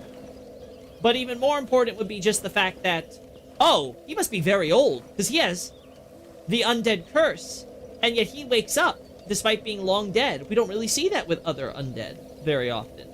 So this must be a man who is exceptionally close to the origin of humanity, because it makes sense, right? Like, you have the original humans, and as they spread out, they multiply across the world, and they, their humanity gets split further and further across each generation of man. There's going to be less and less humanity, and yet Manus has so much, and he comes from so far back, it seems, in Oolacile's own history, that he might be very much one of the original pygmies. Now, I don't believe he is the furtive pygmy. I would not go that far. I would say, especially after Dark Souls 3, but again, just going with Dark Souls 1, I don't think that I don't think that there's any need for the furtive pygmy to be Manus or anyone specific. I very much say, from both a thematic and just from a, in terms of evidentiary standpoint, that the furtive pygmy is meant to just be an anonymous individual. He's not meant to be someone who will ever know the true name to or meet. He is just someone who sort of acts as a symbol for the larger story with mankind. And what we see with Manus is that he is one of those pygmies who comes from way back then, who sort of serves as an example of what happens when mankind began spreading across the world. The gods are like, okay, we're gonna let man spread and, become easier to control by getting them to disperse, to not be so centralized. Well, how are we gonna, get them and prove that we can do this plan that we have in our head. How's this going to work? This is a big gamble, because then we could have humans everywhere, and they're going to become such a problem. Well, we'll start with Oolacile, an ancient human country with a close connection to the gods, who many of whom become servants to the gods, but that is only after they start slowly weaning them off the dark and the light. Now again, if we were to extend this to Dark Souls 3, we will learn that they don't completely forget the dark until much more recently, relatively speaking, in the timeline, within the last 1,000 years, but again, that is for the Dark Souls 3 lore play to get through. The point, of course, being made is that, in the end, the gods had essentially used Manus's desire to study the dark. They gave Manus the chance to study the dark freely here, under their purview, to make sure that they wouldn't do anything untoward. The pygmies, or the pygmies will say, because the ancient humans with Manus came here, they established Oolacile. When Manus eventually did die, because he, in fact, was marked by the dark sign, hence becoming a powerful undead later on, right? He would die, and he would be buried under the strength of fire. His death would be seemingly final. But now, in this age where flame is weaker, we can see that the darkness is so strong that it very much, the shackles will not keep him dead. Then, the gods, in the meantime, while Manus is dead, would take some of his own progeny, his bloodline, his descendants. He would introduce them to the mushrooms from Ash Lake and their affinity with sunlight, and would have them spread that light magic, which would help create the white birch trees and the light sorcery that we see get practiced. So it's no longer the dark, it is light. And slowly, eventually, by the time that the undead curse becomes a thing, the gods can truly begin completely scrubbing all of that dark history from their memory. And it's ironically because that the gods had kept that history hidden, because they did not try to keep memory of the dark and why they should fear and hate it alive, that Koth was able to convince the very well-meaning family of Dusk to uncover Manus, and after having their proof of the history which the gods had tried to force them to forget, for the inheritance, the legacy, which their birthright as children of dark, that they have been denied by the divine, caused them to make everything spiral out of control. For while the royals may have meant well, the nobles, the elite class in Oolacile, the sorcerers there, did not. They tortured and clearly did awful things to Manus in prison, and the final straw, the thing that broke him, appears to have been the destruction of his pendant. The one thing that was keeping him anchored and sane. The one thing that was letting him be able to steal with all of that suffering and pain. The one thing that he could say was his one connection to his home, a time that has long since passed him. And they destroyed it, likely right before his eyes. They took that pendant and broke it. And after seeing that, it caused him to completely go berserk. As we can see, it caused him to break out of his cell and leave. Those who were able to escape with some of those, at least the piece of the broken pendant that we have, were able to do so. The abyss, of course, started spreading. The nobles began turning on the royals, as we could see at the palace area we went to. Dusk was able to escape to the garden under the protection of the golems who excavated the burial site. And under the protection of the forest and with Elizabeth, she has been hiding. As we, again, this ties us back in to when Seath's own golems began coming to the past, whether because of Manus or simply more likely because of the stagnant time, causing them to kind of shift between the different eras. They end up kidnapping her. We save her. That brings us to her coming back, her returning to her time. She gets kidnapped again, this time by Manus, who is, of course, reaching across time and space, trying to find anything that he can connect to his past, mainly his pendant. He grabs Dusk. She leaves. Artorias finally arrives after a message that seemingly Elizabeth had sent out to the gods in order to come and try to do something about Oolacile, which is slowly being consumed by the abyss. Artorias went out to save Dusk. He met one of those... he met some of those noble sorcerers who had not yet been corrupted, but who seemed to, at the very least, be able to give off that they were still sane, and they were not to be the problem. They were able to pilfer Artorias's and snatch away his pendant when he wasn't looking, his silver pendant, which he could use to help protect him from the dark. They were able to take that, devious little sort that they are, and so Artorias, when he goes down to challenge Manus and the Abyss with Sif, does not realize that he does not have the pendant, and that very likely contributed to him becoming so terribly injured by Manus and scarred and infested with the dark of the abyss. He's able to escape and crawl away, but he's not able to get away with Sif totally by that point. And so he sacrifices his shield in order to protect Sif with a holy barrier while he goes out, probably to get help. As we can see, though, the madness consuming his mind was too much, and with only one operative arm, all he can do is destroy one corrupted citizen after the other that he finds, with everyone now totally falling and descending into complete madness. All of Manus' sorceries, which he had created, were tortured out of him by those sorcerers, and they had discovered the lost arts of the dark, and were now using them freely across the city, and trying to advance their own arts in the abyss which Manus himself had created. All of the evil and degeneracy which had been started by Oolacile had come to destroy Oolacile, and we have come in to put the hero Artorias down to rest, and to give everyone else, whether it's the spooked holy beasts who are guardians of this mausoleum for so long, protecting on behalf of the gods, the ancient royals, and therefore also the secrets about Manus. All this time, all of it was hidden. And it also tells us why the legend of Artorias is so important. Why, beyond Alvina and Sif's personal motives, why the gods want to make sure that Artorias' death and its connection to Oolacile, and the very fact that Oolacile itself was defeated by anything more than, oh, some rogue dark wraiths after the events of New Londo. Oh, it's just some dark wraiths who came in and caused all of this.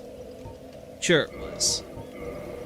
It was all a cover-up to hide the reality that man's origins, its history, everything goes back to the dark. Anyway, so that is the sum of the analysis we can gather from everything, and the big revelations that this DLC shows us. It is, of course, a very critical part of the lore. It's very impressive how much of this gets built upon in later games, though again, that is a story for another day. And I think what is most impressive about what we got from this DLC with the Manus storyline is just how much Miyazaki was able to say without needing to say it. Surely an Age of Man wouldn't be anything like the medials. I guess we will have to only imagine, because we will never get to see that age in a game, it would seem. Anyway, now on to the next roadblock.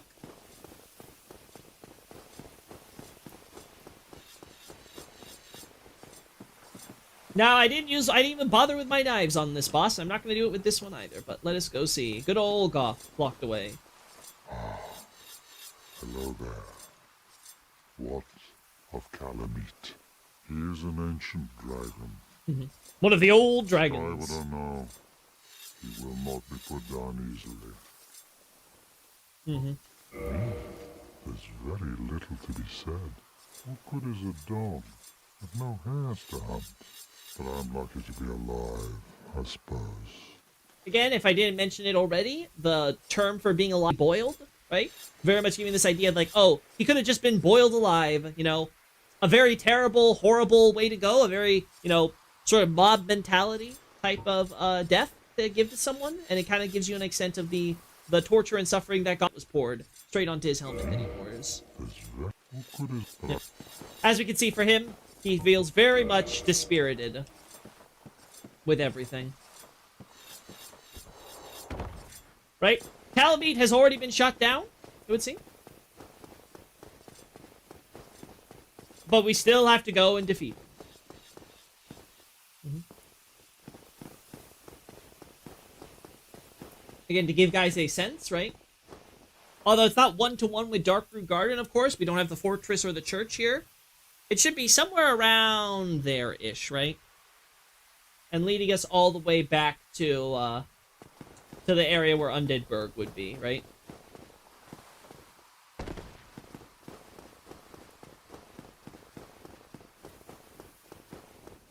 Now, Kalameet is, of course, seemingly capitalizing on the calamity, that is befalling Oolacile.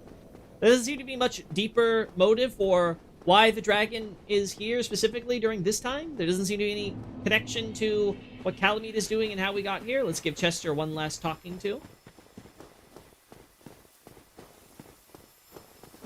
Oh, you have... Yeah, nothing new. Well, so long. Yep, he's done with us. He couldn't get one over on us. He couldn't kill us and snatch all our loot. As Elizabeth says, very much the odious sort.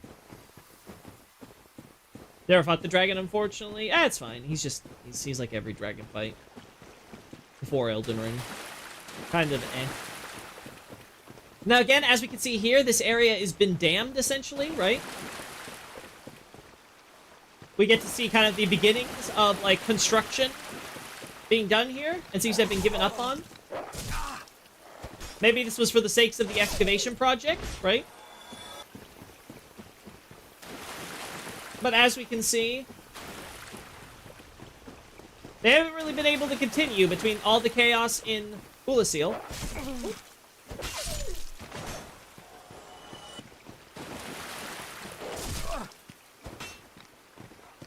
Woo! And everything else. Now the dogs are, of course, they've gone through some draconification. They have black and yellow scales, very much in the similar color scheme as Kalameet. Internally, they are also referred to as Kalameet's servants, quote unquote, similar to how the dogs who were in the Capra Demon boss fight were referred to as the Capra servants, and were referenced explicitly as such in the item description for, I think, the key there. Now here we can, of course, see what will become Darkroot Basin in the future, as we know it. But for our purposes,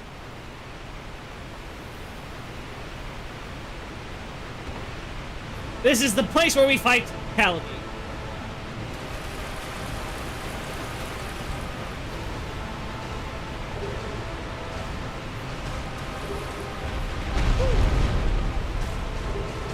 There we go.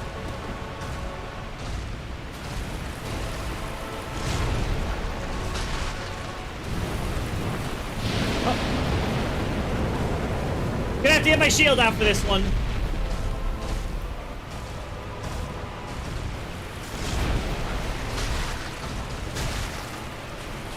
Woo.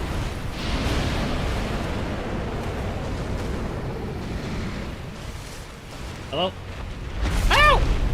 Did not get the lock on in time. Oh well.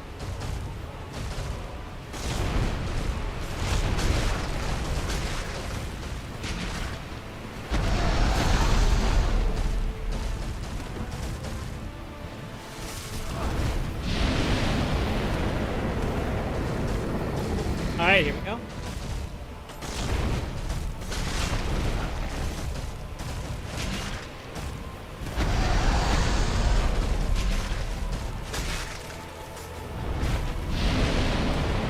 Woo!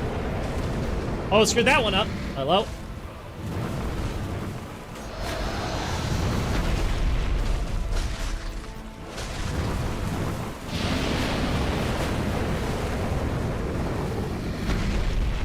Alrighty. Woo! No, I did not! Ah! Double damage. There we go. And that is what makes Kalameet so dangerous. His Curse of Calamity. Now again, we see that he shoots black flames with a bit of that yellow aura and stuff like that. Again, as was referenced earlier, I think it was Sub-Zero. Maybe it was... Kalameet, of course, is actually fairly resistant to the powers of lightning, unlike, yeah, we also should go back to the township and rest there. I'm getting to that with the fire, right? Kalameet is actually a lot more, resistant to lightning than most, and his, fire, similar to Black Flame, actually does, I believe, more, a mixture of, I think, physical, yeah, I think it's more physical damage than anything, right? So it's very much treated very similar to kind of the weightiness that we get with, like, something like Black Flame and stuff like that. Sort of treated as, like, sort of like this physical, weighty, thing to it, rather than, traditional fire or even magic fire, right? And all that seems to be getting to the point of saying that, oh, Kalameet is actually a dragon associated more so with the dark, it would appear, based on all indications, right? I wouldn't go so far as to necessarily say he is a dark dragon per se, but I would say that affinity-wise, he's probably some derivative or something similar to the dark, at the very least.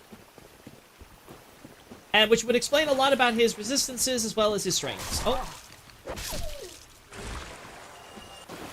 Now, if we were to have a motive for Kalameet of what he's trying to take advantage from the situation, it may be like what we see with these dogs, who are undergoing a draconification, in his presence, right? That he's trying to build up his forces to take revenge on Anor Londo and the gods. He is a survivor of the old hunts that not even Gwyn, with, his full armies, were willing to try to risk going up against, due to, presumably, just the sheer amount of death and stuff. So Kalameet has escaped, and he wasn't interested in, he's definitely not interested in playing nice. Yeah, his sword deals magic damage, as I recall. I just can't remember what it is for his actual boss fight.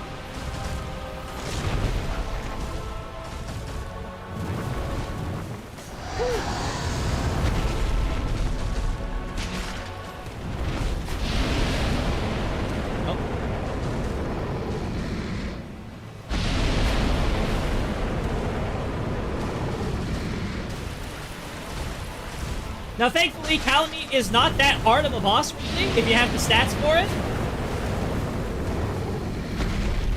His attacks are relatively easy to dodge, I think.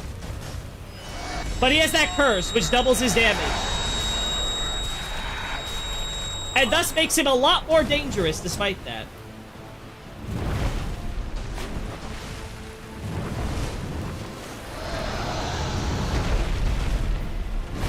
Ah, damn. Like that.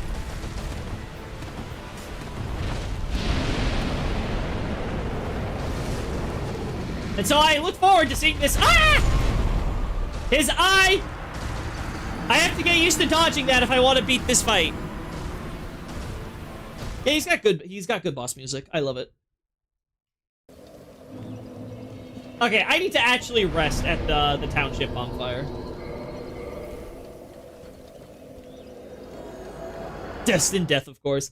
Yeah, it's very similar to how Destined Death in Elden Ring would look at, but this is not an Elden Ring lore play, so we will keep that. We will keep that for the possible future in like 2 decades from now.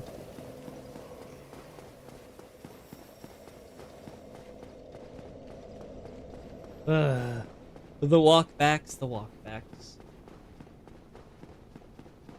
Unfortunately, I don't remember what the range of his attack is, so I'm gonna have to try to just like dodge back the moment I think it's happening.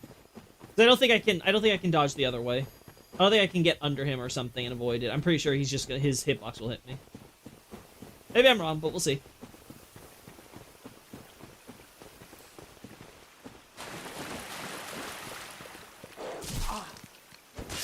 I even timed that attack in advance, and I still end up getting hit by these stupid doggos, I swear. The crap they can do. Oh my god.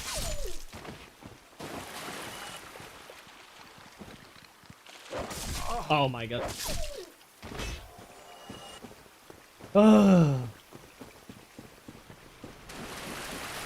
Again, chat, if we ever have a remake for this game, I hope they will remove the rumbacks. Because they are just obnoxious. They do not add much to the gameplay. But that's fine, because this is a lore play. We don't care about gameplay too much here. The only gameplay that matters is how badly I will fail until I finally actually get us a win.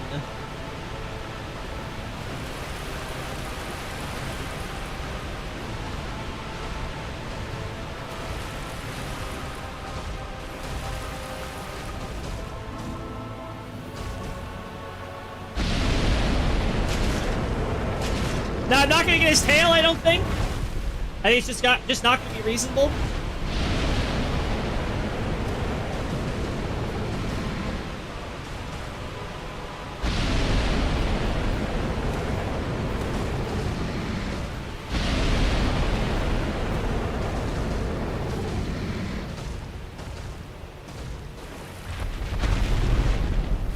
he caught me on the hitbox there, even though I didn't get hit. Whoop.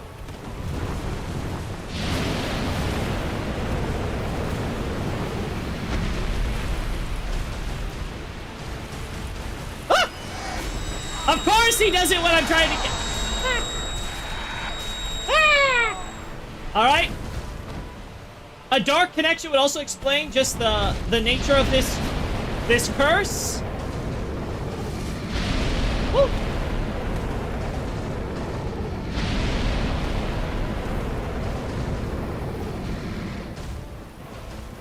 Alright, come on.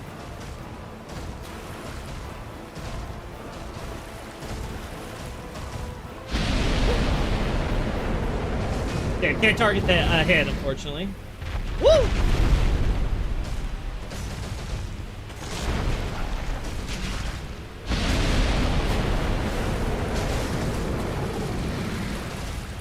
Woo! Little tail swipe there. Woo!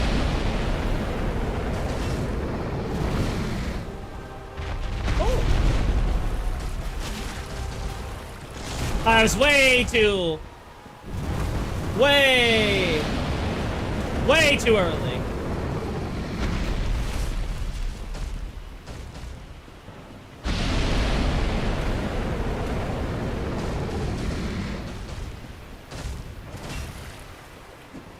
Oh. Just let me hit the boss, damn it!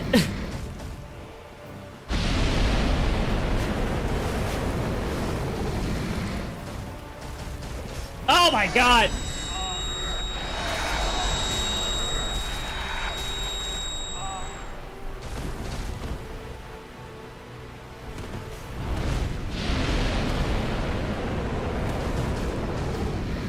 Ah!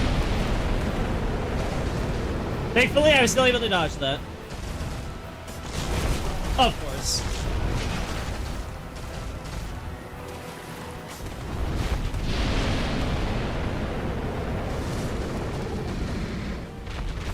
Damn it! That attack at double damage is just unsurvivable. Run backs add tension, make you really dread dying. No, it doesn't make me dread dying. It makes me kind of just annoyed. Does this feel like dread to you? Oh no, I don't want to die again. Man, it would be so awful if I died right now. I didn't have to do another run back. It's like, ugh. If I die, I have to do another run back. Ugh. Lame. I would rather have a glorified retry button to get me back into the fight as soon as possible. Now we go all the way over here.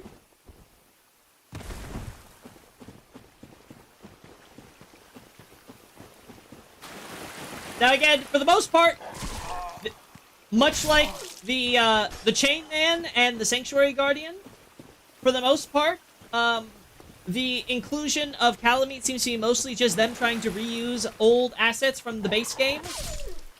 And Chester, I should also include Chester in there, right? So these are very much side characters who, despite having some pretty great designs in many cases, aren't really that important lore-wise in the grand scheme of things, right? They're kind of just fluff to an existing storyline, which we know from interviews and stuff Miyazaki had created before the game had even launched. And he expected it was just going to be cut content. They weren't going to be able to show the past of Oolacile and what happened with Dusk and all that stuff, right? Oh. But of course, we were blessed with the success of Dark Souls 1 leading to the creation of this DLC. And so they ended up adding, to beef up the DLC's content, they ended up adding side characters like Kalameet. Which is cool.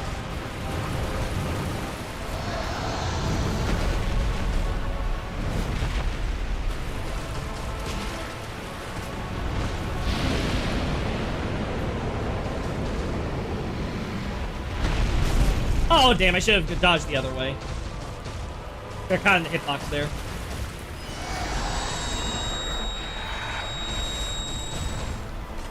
Ah, damn, too early.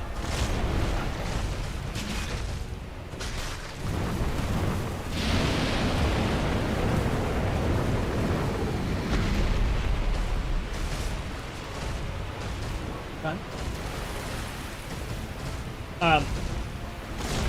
Kalameet?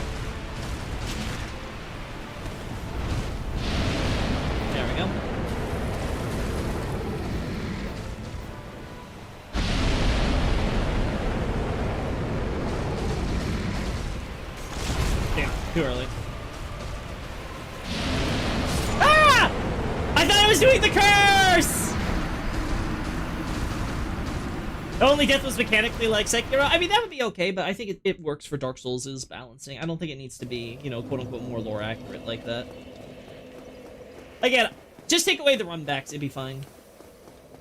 Just put a, I don't know, a Firelink stake or something that you can spawn back to. You just put a toggle in the menu. You're like, always take me to the stake unless I ask for it. And then you can, like, press the stake again, and it will take you back to the last bonfire you rested at. That way you don't go through the annoying, do I choose yes or no on the going to? Because, you know, that's usually obnoxious. The answer is usually, like, always yes, except for, like, the odd case where, no, I do want to actually go back to the bonfire. But that is beside the point. What? Dogs!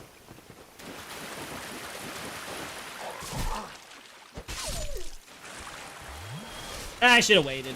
I'm gonna take more damage here anyway. Or...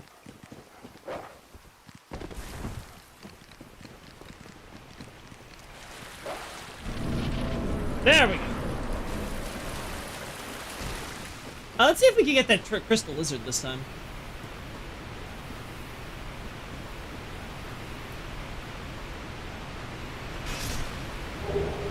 Yay! A lot of twinkling, not enough chunks. I need more. Ah! I need more Titanite chunks. All right.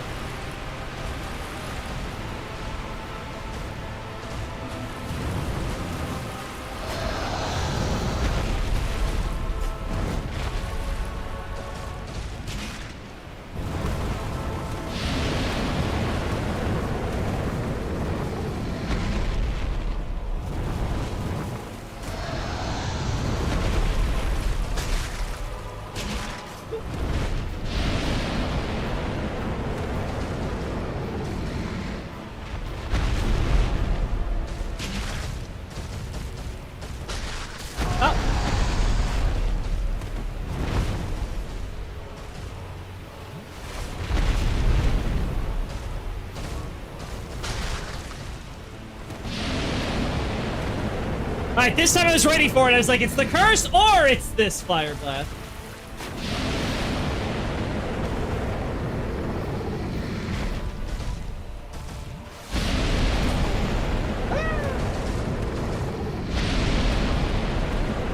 Man, he really wants to use his fire, huh?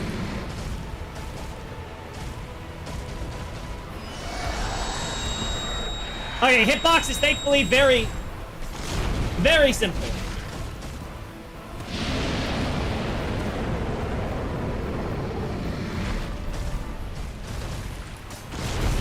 Damn.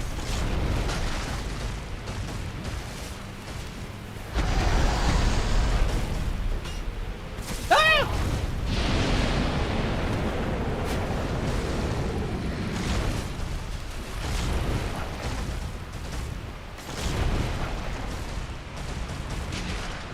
Woo. Got lucky there. Woo.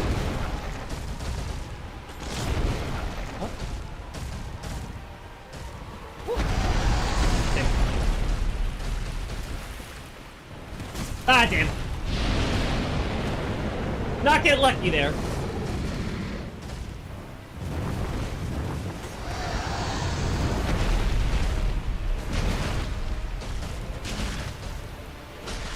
Woo.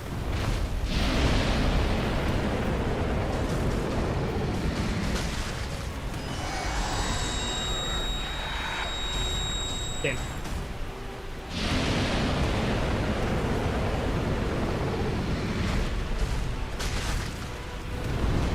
All right.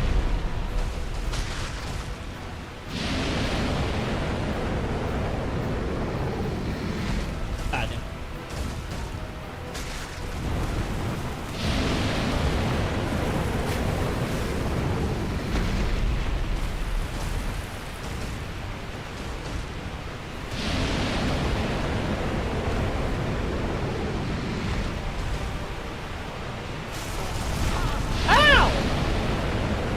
That's a waste.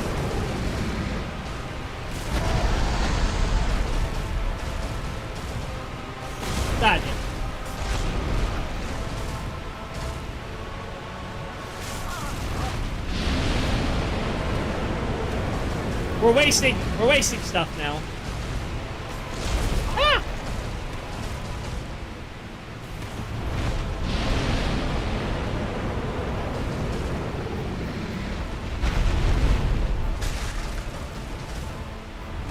Ah, damn, way too early on that tail swipe. I thought... Whew.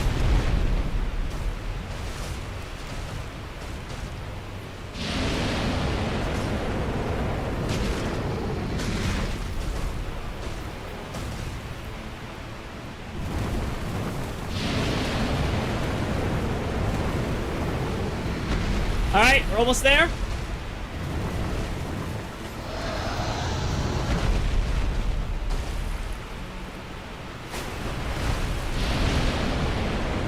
Ah, damn. Wrong dodging.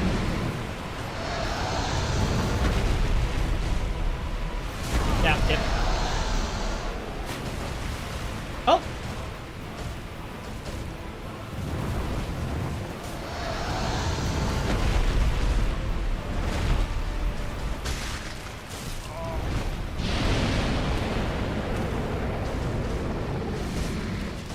All right.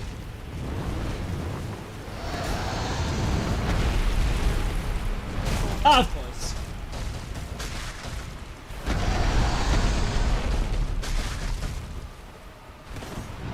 Almost there.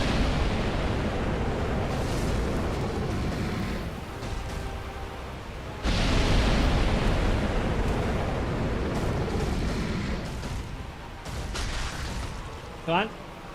Oh.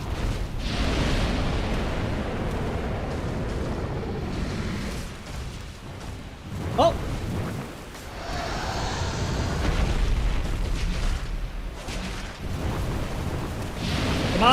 Come on, we're almost there! Let's do it! A little bit more.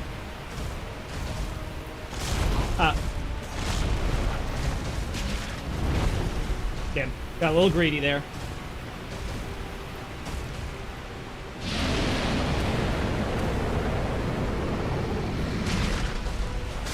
There we go, and dead. Stubbed your toe, Kalameet! Bye-bye. And we get the Calamity Ring.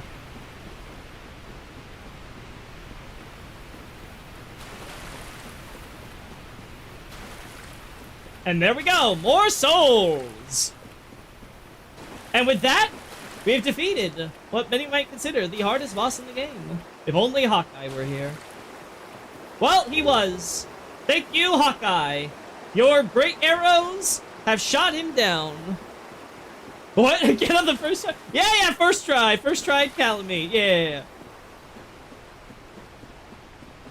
And with that, he is done. Now, again, I don't like this boss. I think he's, he's very annoying. He's very annoying in that basically he's a very simple, basic boss if you can just not take double damage from him. That's really the only thing you have to watch out for. He's slow. He has many of the same problems I have with other dragons. He's a little bit on the slow side and stuff, right? He hits hard, though, because of his Calamity Curse thing. So it's just one of those things where I'm not a big fan of this boss fight. And I don't think he's necessarily that hard. But hey. At least he's not, I guess, annoying like Manus in the same way, I suppose. Don't get, like, staggered by random bullshit. Again, as you guys may have noticed, as we've talked about in the past, there is no undead bird here yet. Woo.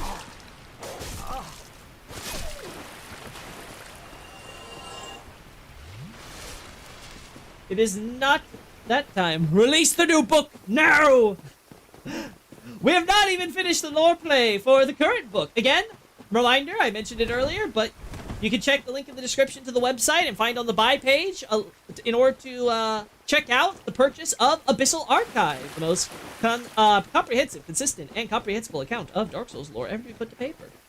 Again, if you guys support me with that, I am very much happy to make more books for the other games like this as we near the end of this lore play.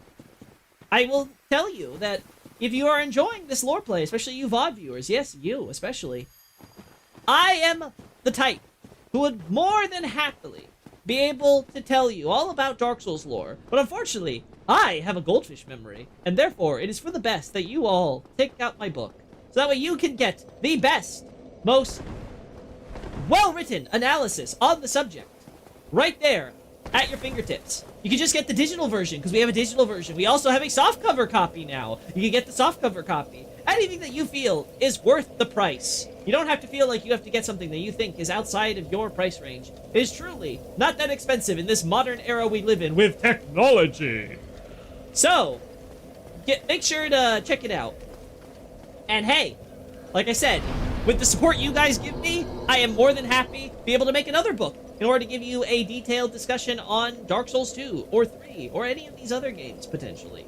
But again, that all depends on, you know, how much of a, you know, how much I can actually make that time worth it, you know?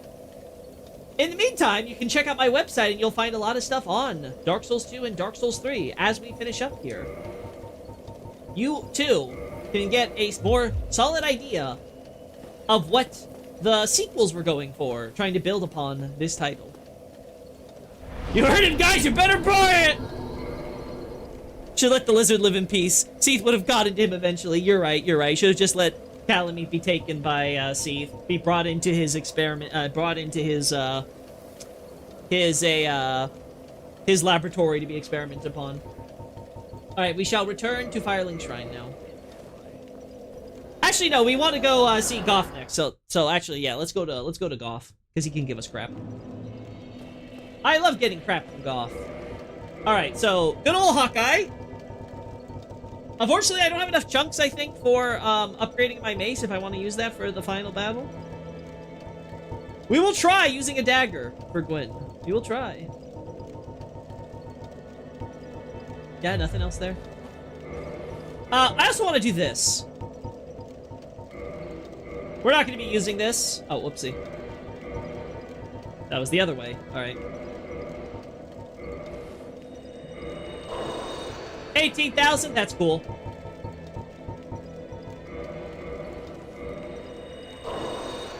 $10,000.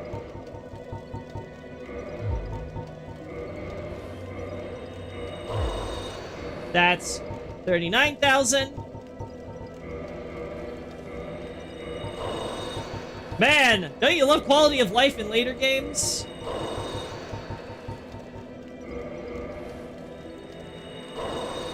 Alright, 53.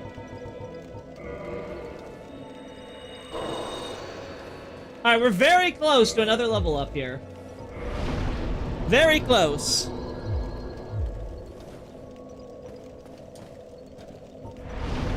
Yes, if I can, I would love to be able to do more YouTube content outside of these lore plays in order to help, you know, show you guys more of this stuff. That would be great, too. And if it has a positive effect on book sales, all the better. But, you know, it's not that important.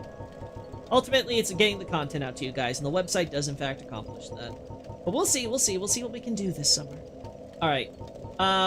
Let's go back to the township, because not only can we go see good old Hawkeye, we also farm for those last bit of souls we want for just a little bit more HP. Just a little bit more HP. Most dragons pre-Elden Ring are tedious. Yes, I am not a big fan of dragon boss fights. I hated Gaping Dragon. I hated Seath. I hated, Kalameet. Hated, Sin. Can't even remember any other dragons in Dark Souls 2 because they've probably been voided from my memory. Oh yeah, Ancient Dragon. Ancient Dragon is super fucking, chore. He's like Kalameet too. Like, once you figure out how to exploit him, it's like, he's not that bad. But, like, he's just such a boring-ass fight.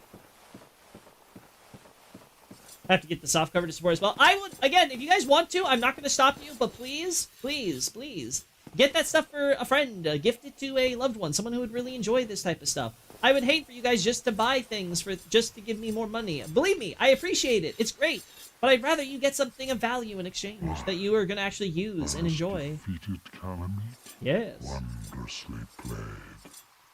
Lord Gwyn's blessing upon me. Yep. That beast will never take to the skies again. Now, this last line in the JP specifically has kind of a tone of almost like somberness. Like, that's kind of dawning on him of, oh, he's never going to fly again. And again, in the... Farewell, Proud human. May every honor be bestowed upon thee. Right. One thing that may not be, that we're not able, I think, to show here, but let me just double check. Yep, okay. A ring enchanted by the Orange Eye of Kalameet, the bringer of calamity. Doubles damage received by its wearer. The useless ringer befitting no finger. Best left unknown or at least well hidden, right? So this is basically just kind of like if you want to do a challenge run, you can make yourself take double damage for everything, right? Like, yay! Cool little reward for those who are masochists. But the thing that the sword we could get if we were able to cut off his tail, which I wasn't going to bother with that fight because, again, the fight's already tedious. Getting his tail on the ground long enough you can hit it is just, oh my god, it's awful. But that sword would, again, kind of reaffirm that he is the last of the dragons. Now, as we know, in the present era, this is not true. There is another archdragon, like Kalameet. They're all archdragons. They're all, or ancient dragons, as this game likes to call them, right? They're all the same species. So you have the Gaping Dragon, you have the Ancient Stone Dragon, of course you have Seath, but obviously Gough is not counting Seath, because Seath is technically a good god in good standing in Anor Londo as the Duke, right? But the point is that, as far as, like, the Ancient Dragons from the war and all that is concerned, as far as Gough is aware, this is the last of them. This is it. The last that is known about for now. They're gone. They seem to be extinct. That seems to be the end of them. Obviously, later games reveal there are even more archdragons who are still alive that Gough is also not accounting for. But again, that's fine. Our man can be depressed. So what we're seeing here is him sort of having the dawning realization of, oh, awesome, you got it, you got rid of him. You got rid of him. That's it. That's the last one. The last of the glory days. The last dragon that Gough could hunt and relive those wonderful times. They're over. That era of dragon hunting has officially passed. And that weighs on him. Much like as we see here, how he has been doing his little Satori carving stuff, trying to just reach enlightenment by trying to focus on just repeating the same act over and over and over again. Once again, he is trying to at least imagine that he has a purpose still in this place. But he doesn't. It's over. And now he's retired and can only just await for death to finally take him. Thou comest again, legend of humans. It is always an honor to speak with thee. Yes, of course we see how Gough respects us because we have defeated a dragon that even the gods would never do so. And, you know, honor dictates that he respect us for that. So again, a good, honorable name. This great bow? Yeah. I shan't need it, but no dragons to hunt. Uh-huh. I know not if a human could even operate it. Yep, I imagine so. Thy need outweighs mine. Again, much like most giant equipment, Gough's giant great bow will be added to our inventory and will be automatically resized, so it's at the very least definitely wieldable. Because I can tell you, I don't know if I can bring that giant-ass bow into the fight with Gwyn and actually be able to do anything. Maybe I could smack Gwyn around with it. He'll be so big and heavy. May as well be a club.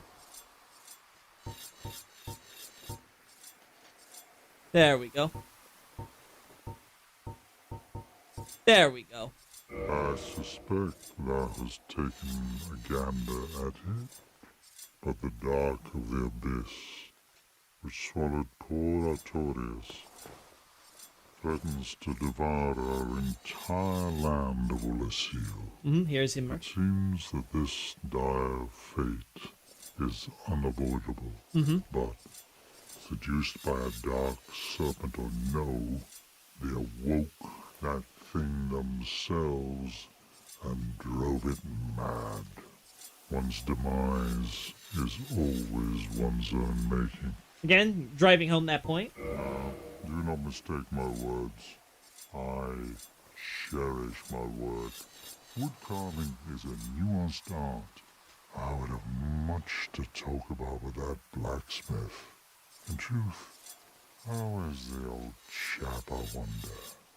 Still hammering away, I should hope.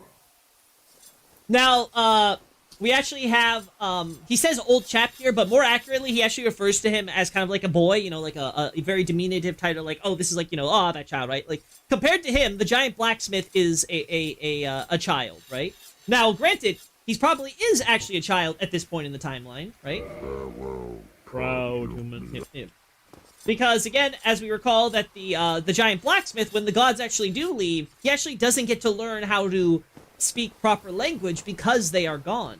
So again, this is again another indicator how by this point in the timeline, the gods have not yet left. Everything in Anor Londo is still populated, right? There's still a reason to try to protect Anor Londo beyond the undead mission in the system there, right? There is, in fact, as I talked about previously with Kjaran, a reference to a king who is still operating there, and Gwendolyn who is serving that king by trying to set up this system on his behalf. Yep. Anything else? Yeah, okay, nothing else. Yeah. Yeah, okay. Do not mistake my word. Alright. So, again, there's nothing else we can say here to Gough. That's it. Think he was blind? Well, he is blind. That's the point, is that he was blinded. Again, it's to highlight all the terrible things that Oolacile has done to him. They have actually blinded him. Now, again, if we ever were to collect his armor and equipment, we would be able to still use it properly, but this is true for all the armors and stuff. It doesn't matter if the armor has sap that is clogging up the eye holes. It doesn't matter if the armor is made for giants. It doesn't matter if the armor should technically has the hair of a character who should still have their hair on them, right? None of that stuff really matters. Ultimately, it is a game, and everything is resized, refit, and if they have to include some other stuff, so be it. We are not doing the Battle of Stoicism here.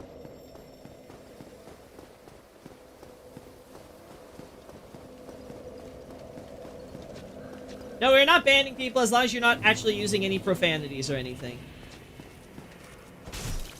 People can have some dark black humor here.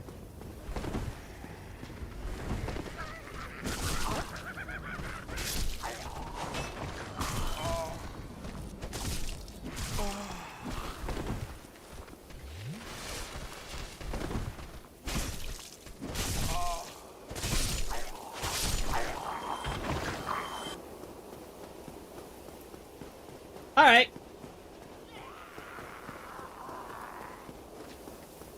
Now, speaking of edgy, we're gonna farm these dark boys. Oh, not until we get ourselves to what, like 70k? I think it is 74. So again, one last look at Oolacile, everybody. This is gonna be it.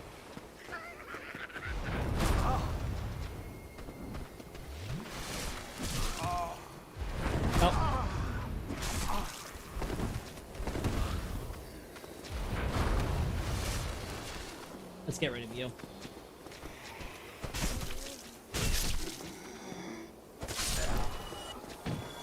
What would the Age of Dark look like? Would humanity really thrive in it, or would it be Oolacile 2.0 on a global scale?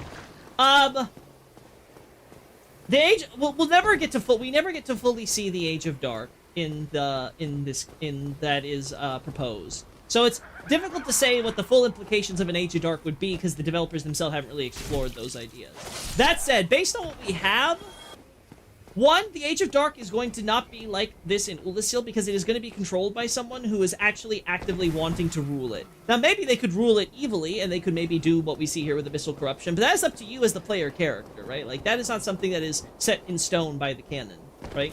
As we can see, such as with the Four Kings, you can have a very controlled Dark that, yeah, maybe it might end up twisting you or transforming you to other forms if you want, but you can very much control the Dark within you and the Abyss by extension. It is not a foregone conclusion that you will become some twisted, mad monstrosity, right? You can very much still be sane and very much potentially retain your human form. Now, what that means for us as the player who has the choice between Koth and Fram, between light and dark. That we will never know until we have a game that actually starts exploring that and starts sort of like setting into stone what the canon for all of this is.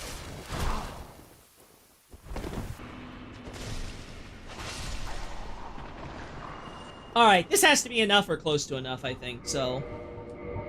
I think it's time we use one of our homeward bones. We only have so many of those left. Get out of here and wrap up this lore play. You guys have waited long enough for me to finish this. 1,000 HP! I officially have 1,000 HP.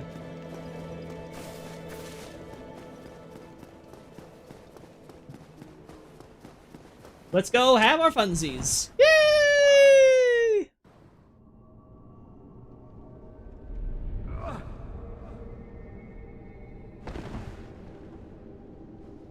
Adam, the painting... Again, this is a Dark Souls 3 thing, so I'm not going to go into too much detail, but those are not endings. It's a side story. It does not actually have any effect on your ending for the game. But I'm just going to... I'm gonna just leave to where we're at. I thought it never happened. It may not have. Repairing equipment. Let's just make sure we're going into this without any issues.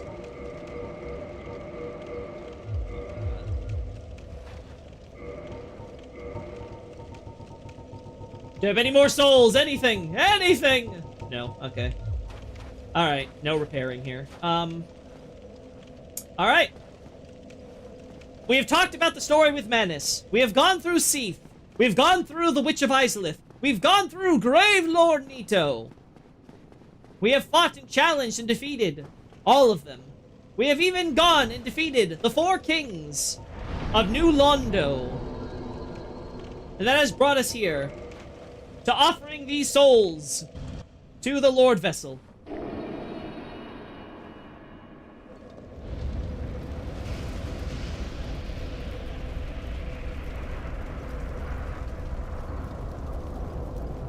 Now, the key has finally been properly inserted and is unlocking the doors. From this chamber, we shall now proceed on to face King Gwyn. Now, as we can see, this portal, while it definitely has a physical bridge here, it is in a kind of wormhole dimension, which allows us to essentially seem to cross time and space. We can see, adding some ambiance to the area, we see the spirits of the, at this time, still Silver Knights in their equipment for the war with the demons of which they fought. Those who fought alongside Gwyn in the last campaign felt so moved when the Lord then moved to leave for the kiln that he had, that they, in fact, actually chased after him. And as a result, were burned by the flame which he rekindled. As we can see, this is the kiln of the first flame. We can see the effects of the fire and burning. Some of those stray, little, I guess you can call like sediment or what have you, right? The area is covered in ash, right? Long buried. You can just get the sense of just how much and how long things have burned in this place. Has created this desert. Now, we know we've seen Black Knights wandering around across the land of Lordran. But as we can see, there are some who have did not escape into the wider world, but have in fact still remained wandering this area.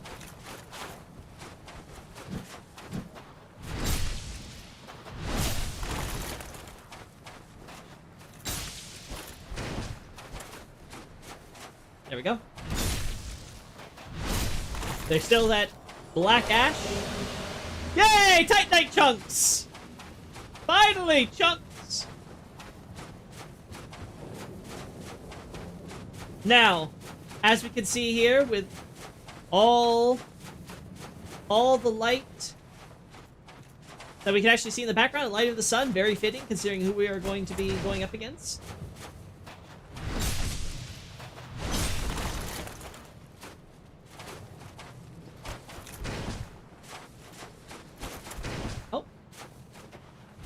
Thank you, snapping me into place.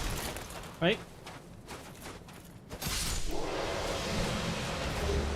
Red Titanite chunk from the war. The fire. Fire!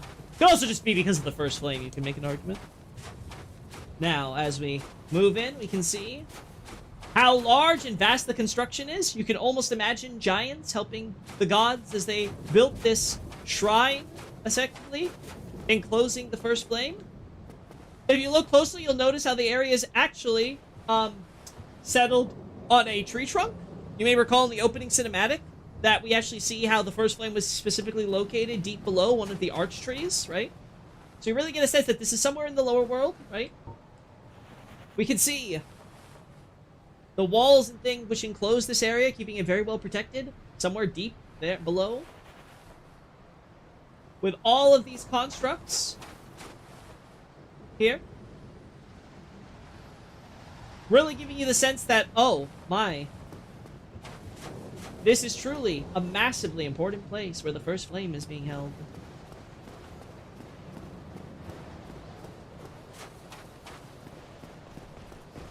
We still find some corpses here.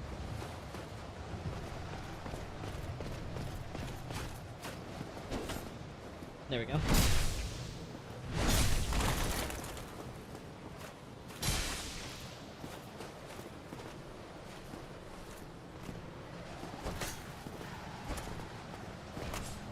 There we go. And dead.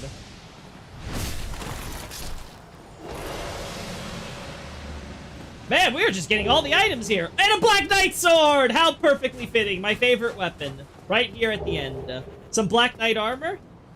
Again, probably one of the few instances where we again see them sort of use a... Because they always use corpses, right? If they're not using chests, they're using corpses for body. So we don't see this guy, like, you know, it's not like he's Ash. If this was Dark Souls 3, the storytelling might have just left the armor here without a corpse, period. Someone who completely turned to ash but did not revive, right? But such is how Dark Souls is, and to hide the fact that this is an undead corpse, they kind of leave it somewhat ambiguous by covering up the big indicator, which is of course the chest roots and the heart roots, which again is fine. Feels like the end of the world. It's for this game probably does. Again, we can see some of that residue and stuff. Kind of really get the feeling of, again, the higher, the heat, the burning, the sulfur, right? Down there, we can see that's our flame. The roots of the tree and everything that have turned overwards toward the fire. If you lived in Lordran, Loki, who would you support? In terms of, like, who would I want to live under? Probably Izalith, honestly. A nice mix of humans, gods, and demons kind of living in relative harmony. Wouldn't be too bad as far as Lordran is concerned. Wouldn't be a bad way to live your life. Some holy Titanics. Alright. Alright. Alright. Here we go. Oh.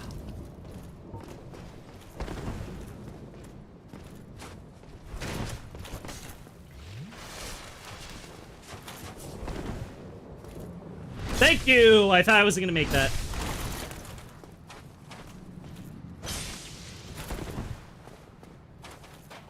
Boom. Boom. Now, we're not killing all the NPCs or anything. We very much could have, but I think, you know, you guys, we're here, so we may as well give it a shot. If this is the fight that wins it, that's the fight that wins it, right? Overall, I can just say, I think we're ready. Let us now see what has become of the great Lord Gwyn.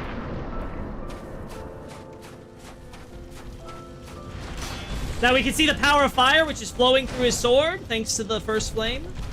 Gwyn himself also looking mighty hollow, despite being a god and not having the undead curse, but it sort of gives you sort of the sense of how the first flame itself has drained him.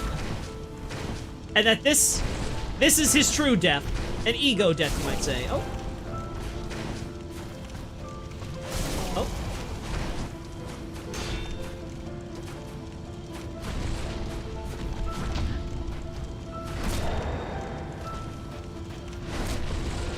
The music also sort of gives you the sense. Oh. Woo. There we go. You could, if you're doing the Age of Fire ending, if that's how your perspective is, you could look at this as a very somber mood. Others others going for Age of Dark could say this very much emphasizes the pathetic nature. Oh. I burn. Plim Plim Plom mentioned. Yeah. You just want to carry the fair lady's eggs, don't you, Loki? Shh. Listen, it's fine. It's fine. She loves me, chat. She really loves me, I swear. She really desperately loves me.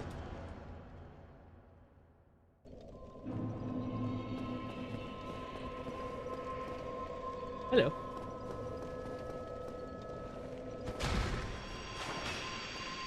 Why, you monster!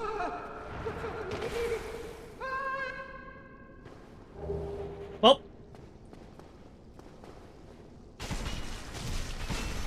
I swear, these parasites, man. These parasites, man. I'm a thief!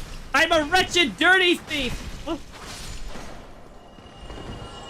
I have done!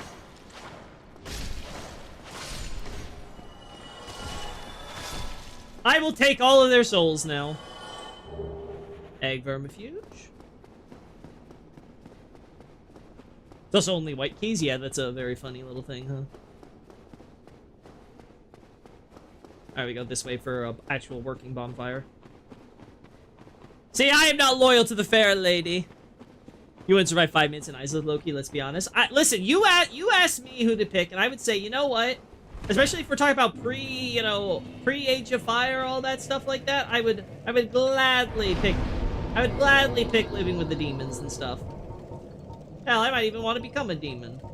Who else do it? I guess Fireling Shrine would be. You killed your waifu, you fool!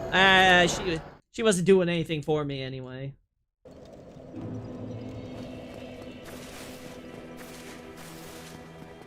Oh, hello. You made it. Then let us be as promised.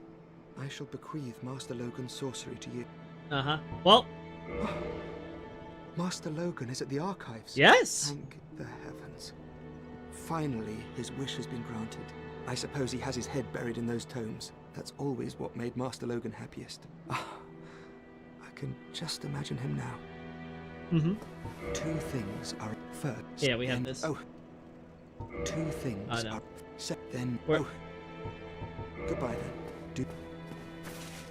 Can we talk to you? Oh, hello. Why, of course I don't mind teaching you sorceries. But now that you've located Master Logan, There we go. I can't imagine that I can be of much help. Two things. Damn. Second, then you. Oh. Oh yeah, I think I have to get rid of all. I think I have to buy all his sorceries. We're not doing that. Do stay safe. I was gonna let him at least die trying to do what he wanted, but alas, it was not meant to be. For him, I'm pretty sure he'd be more, right? Pretty sure this would be. Where's my +5 version? Pretty sure that would be more damn. Damn, you've lost it, haven't you? Then I have no choice. Prepare yourself. Master Logan. There we go. Oh well, we're giving him a undignified end. I think we've gotten... You killed your... Oh, pre-Age of Fire. Oh, if it's pre-Age of Fire, period? Oh, then definitely, probably Isolith. That'd be pretty cool. Definitely Isolith then, if it's even pre-Age of Fire, like when they're like first starting out and everything, like that'd be great. Fair lady, hottest woman in DS1, no competition. I don't know, I like Quelaag personally. I'm not into sick girls. That might just be me. Tomb of the Giants, the Duke's Archive, Painted World, Undead Parish. Anyone else that we really want to go over and kill beforehand? Yeah, we've already done Gwendolyn.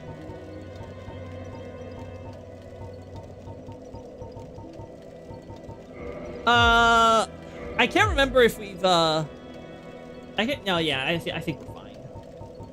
Undead Parish. Yeah, I think that's pretty much it. I think we've completed everyone else's quest lines for the most part. What type of demon would you want to be? Capra or Taurus? Probably Capra. I think Capra's cooler. Alright, yeah, I think we're pretty much done. Let's just go back to the Fireling Chamber. Anything else here? Altar of the graveyard. It is.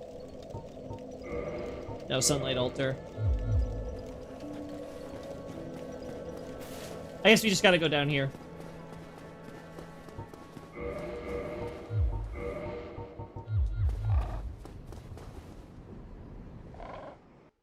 There we go. Ah, too early. Ah! And he stabbed me! We are gonna be here for a while, I get the feel. Easy fight. Can't even beat it. Gwyn still got some fight left in him. Yes, in fact, it's a good time to mention that, despite a lot of people who are trying to say that, oh no, Gwyn is purposely a bad, easy, exploitable boss and all that stuff. This was not the intention that Miyazaki ever had. He always wanted Gwyn to be strong. That was something he actually explicitly points out in interviews, was that he wanted Gwyn to sort of embody everything you have learned up until this point, that you'd have to bring it against him because he would be this tough challenge. Did not work out, even if you ignore the exploitable...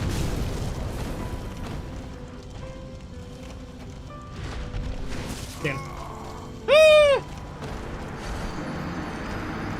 As we can see, for people who are as bad as me, though, Gwyn is apparently going to be a tougher fight. But yeah, Miyazaki was a little disappointed with how Gwyn had turned out in the final game, based on what how players were actually handling him, right? Including with the whole parry. And as a result, in a future game, you might see that he got his second chance to try to better convey the strength of the Great Lord.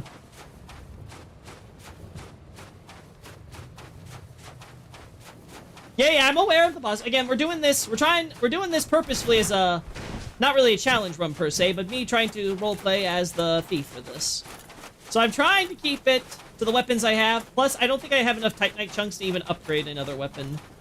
Maybe I could probably do my favorite weapon, since I got the Black Knight sword. But maybe we could do that in, you know, worst case scenario. But I don't even know. I'd have to get back into the swing of actually using it. I don't even know if that'll be like, you know, an upgrade for the fight over what I'm currently using. For the Sun God, he doesn't really use sunlight. Like, yeah, he doesn't really use his full repertoire of abilities you'd expect, right? And again, I get why. They want to focus on, like, the fire aspect and him being, you know, consumed by the first flame and stuff like that, right? And so they want that to be the highlight and stuff. But I think, as we see in, later titles, they, decide, you know what, we can also incorporate his amazing lightning arsenal into there, and it'll be fine.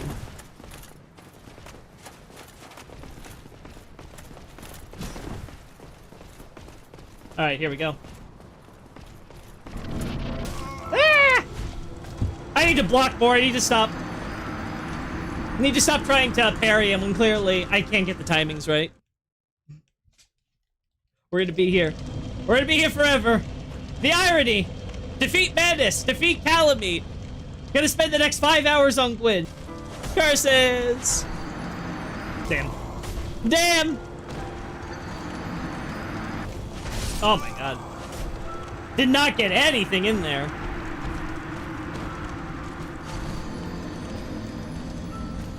Loki, with DS1 versus DS3, which would you prefer? As far as, like, games are concerned, I have to say DS1.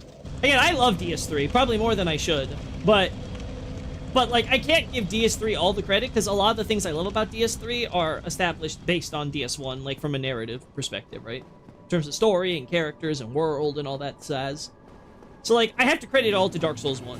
And I do love Dark Souls 1's, you know, story, characters, world, and lore as well. It's just that I think that, as, like, a sequel goes, I think Dark Souls 3 just does amazing stuff with there. As a game is concerned, I think Dark Souls 3 is probably the more interesting in terms of what you can do. But I also think it also streamlines things in a way. So, like, I don't know, it smooths out the edges of a lot of stuff. And if that sounds right, it feels like sometimes maybe it could make it flows too well. But I think that's kind of like saying, like, oh, you don't like having too much of a good thing. I don't know. Yeah, it's like, it's being, like, really, what's the word, nitpicky, right? But I think both are great.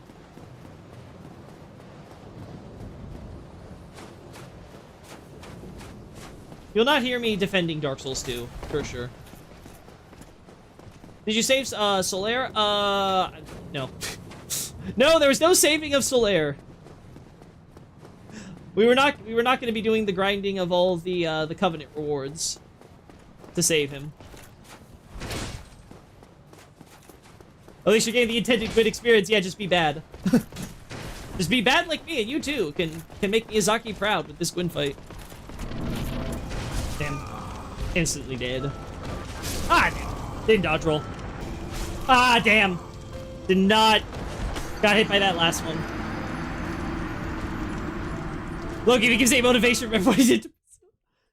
It doesn't matter. It doesn't matter what motivation you give me. I am a thief. I care not. I care not for the good or ill of my opponent. I am here to simply take and take, as is my right as a man. A true child of man.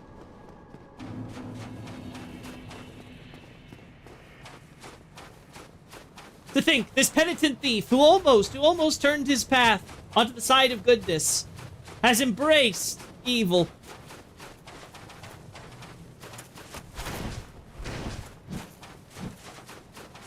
I will I don't want to get, again, too deep in DS3 for the Dark Souls 1 lore play, so I'll just say that, again, obviously, the games take their different directions. As I've always stated, if we had to have sequels to Dark Souls 1, which I don't think needed any or should have had any necessarily, I'm glad we at least got a Dark Souls 3 to counter the Dark Souls 2. I would much prefer if Dark Souls 2 had been a Dark Souls 3 instead.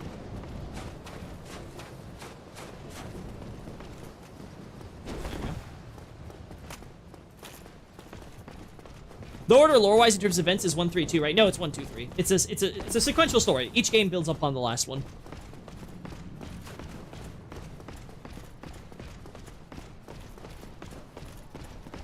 You guys are just itching. You guys are just itching for sequels. You're like, Loki, finish this one up already. Cover all the other games. Get to Elden Ring. Get to... We just haven't had our obligatory Bloodborne reference yet. Oh. Hello there. Oh, there, Gwynny Poo.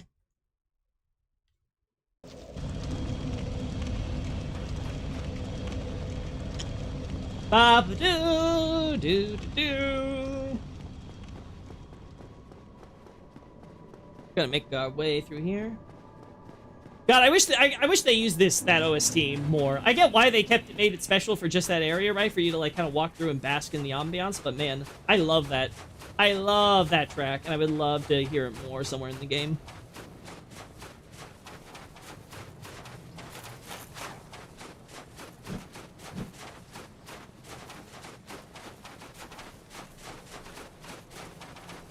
No, all things considered, again, I have nothing positive to say about Dark Souls 2 as a game, but I will say that 2 flows quite nicely as a sequel. It's just not the type of sequel that I think I would want from a Dark Souls franchise, or pretty much any From Software game. Same thing with like if it was Bloodborne or something.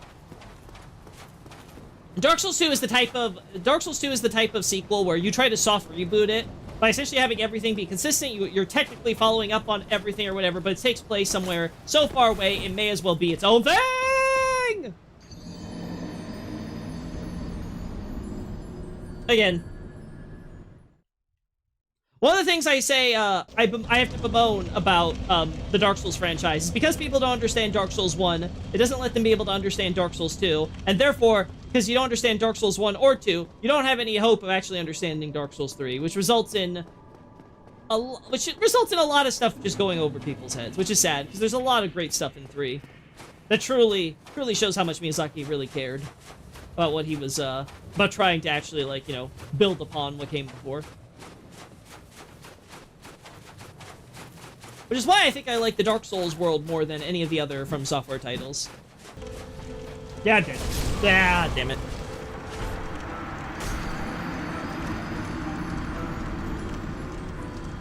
Well, that's the thing. Dark Souls is a surprisingly cohesive world. That's what I love about it with the sequels, is that they used all 3 games to build upon that same world and really kind of tell a very expansive story. Again, like I said before, I don't think Dark Souls needed sequels. But if they're gonna do it, at the very least, we got Dark Souls 3 to help tie together things to, you know, for the characters and story side of things. But for Dark Souls 2, it definitely did expand upon the world in ways that, was nice. It was neat. I just wish I had a better main plot. I wish its main story and characters were more interesting. Ah, damn. Fuck. Cannot block that. Oh, he does again. Damn. Ah, damn. Damn. I did not dodge the way I wanted. Alright, because we've been going somewhere, I hate to do it. I hate to do it, but let's at least give it... Let's at least consider it. What do I need? Perish. There we go. What do we need to do to, upgrade this sword? +1. +2. +3. +4.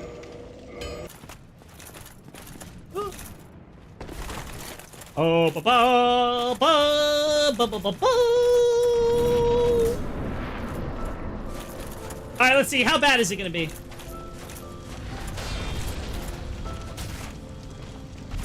Oh, damn! I got. Well, I guess a good time to check the damage. You know what? Not the worst.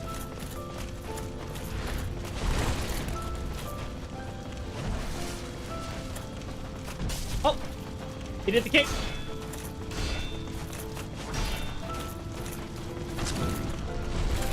Man, sounds like he's made of stone. Ah, damn. There we go. Damage! What is this damage?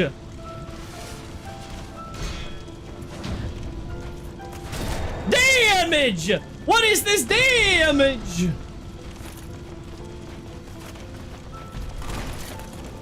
Oh, damn. Unfortunate, no tracking. Damage! What is this damage? I mean, you're gonna...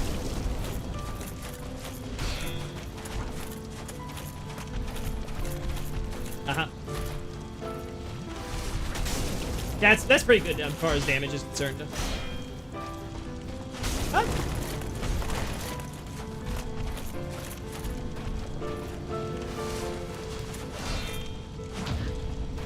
Damage! And he's down. I am no longer a petty thief.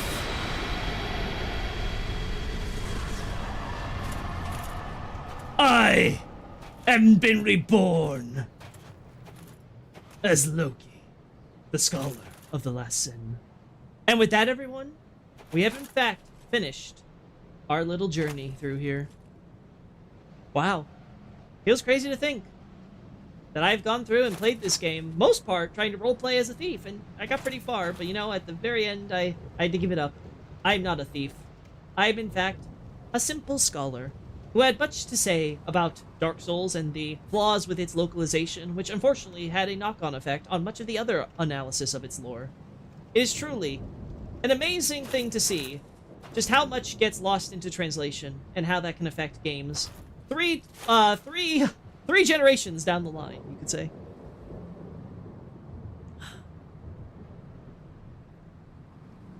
Now link the fire. R.I.P. Lord Flow. It has been done. Now, I just want to say to everyone on our talk about Gwyn, as I was mentioning before, we can see how much the First Flame has been a burden on Gwyn, and how Gwyn, despite everything, was so obsessed, the vainglorious liar, as a later game will say. He was so obsessed with trying to keep his legacy alive so that he wouldn't have to live to see all the monuments to his glory burn down around him, as you could say, or I could say maybe just collapse would be more appropriate turn of phrase. That he was willing to sacrifice himself to the fire and drag the entire world down with him. Was he right? Was he wrong? That is left for the player to ultimately decide, to choose the path of light or dark here. And what will that mean for the universe going forward? All of this could be continued just by linking this flame. But we could also simply walk away and leave the flame to finally die, and for the world to take its natural course, as it always should. Do it, link the fire, do it! Do I go? What do I do? Now we only have causality translated as original sin. Yeah, now when we get to Elden Ring, we can be like, okay, localization's pretty okay. It's got a few errors, but overall, it actually says exactly what it says. For everyone who has joined me, VOD viewers, live watchers, all of you, I want to thank you for joining me on this journey through everything. The story that is being told in Dark Souls, I think, is a simple one, but simple stories are fine. They're classics, ones that will be remembered forever. I think in that respect, Dark Souls will continue to be a mythology that is told and retold through different lenses. I hope I've been able to create some better insight and understanding of what the developers came through, but ultimately, it is for you to decide what you will do with that information, what it means to you, what it means for this to be Dark Souls. I have done everything I can to betray and go against the gods. But you know, maybe it isn't so bad to enjoy the warmth for a little while.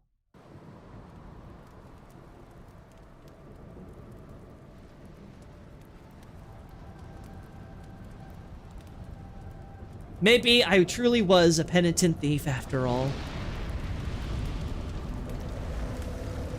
Maybe I did believe that there was something more to my life, to my miserable existence. Maybe I saw that through the curse, I could redeem myself in holy fire and be a glorious light which will guide the world.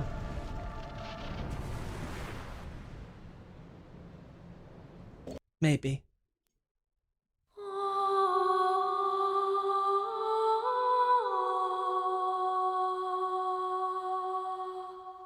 I chose the bad ending! Yay!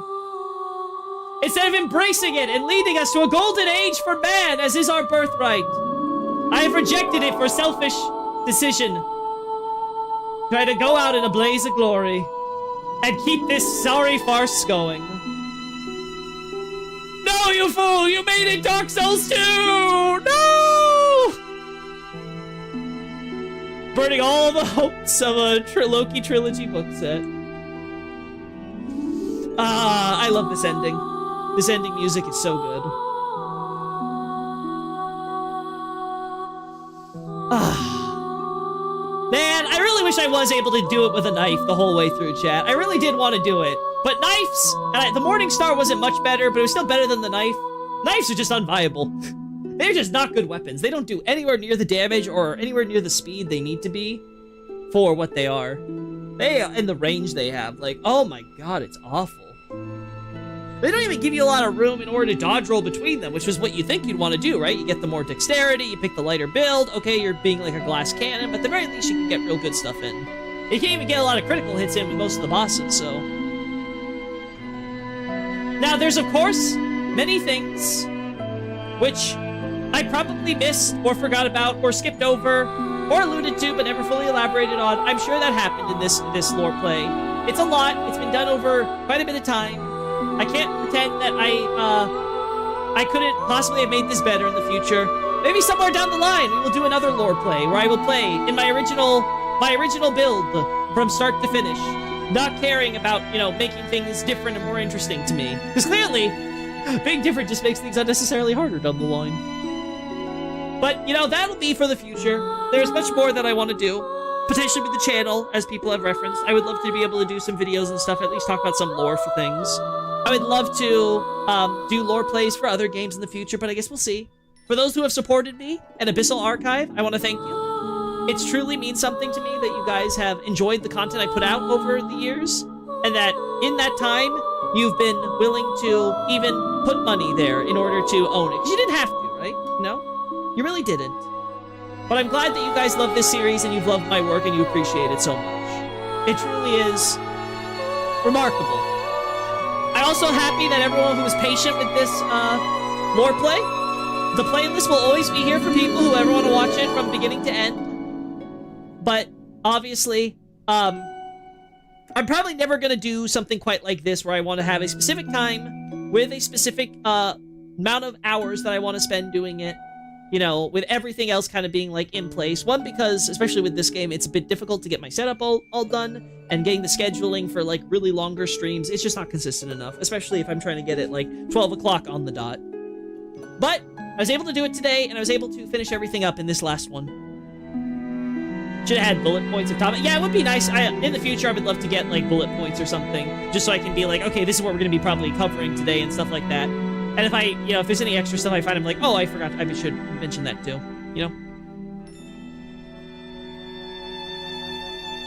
Either way, I've learned a lot from doing this, of how, on streaming, on, Let's Playing, on, just overall, like, how to, like, interact with you guys in the community, right? I really am happy that I was able to, enjoy this with all of you. And I don't know. It just feels good to come back to Dark Souls and be able to say, like, yeah, I did that. I accomplished that. And I'm happy with it. Like, truly. Like, all of this game, what it means, I think, to me in many respects, how it's changed my life in ways I never would have expected. The way you guys have contributed to helping with that change in my life and everything. It's just crazy to think. And then, the cycle begins anew. Yes, indeed. The dark sign brands the undead. Mm-hmm. And in this land, the undead are corralled and led to the north. And so we are back to the beginning. We automatically get into New Game Plus. This does not have any lore significance in the end. This is purely just for players to enjoy. It wouldn't be until Dark Souls 2 that New Game Plus would at least have some nice, real new and interesting doohickeys done with it. Though, again, it isn't that crazy in the grand scheme of things of lore. But, that's for a potential Dark Souls 2 lore play. I could say I was here at the end. What do you mean the end, Nobre? We're just beginning. We're just starting the lore play right now. Thanks, this has been awesome. Well, thank you, Xavier. We're right here! It's time to start this all over again! Again, like I said, I'm sure that there's been many ways I could have improved upon this lore play. And maybe one day I'll come back and try to do it again. But again, ultimately, I think it's for the best that if you truly care about Dark Souls lore, that you will simply take a look and maybe consider, just consider. You don't even have to. Read some of the sample chapters that are available on the publisher's website. But give a chance at buying my book and seeing for yourself, what the hell have I been talking about this whole time? I'm sure you'll be impressed by seeing not only the amount of localization errors there are, but also just how much content and little things and details are in there that really help paint a picture of what the story, world, and characters of this game are really about.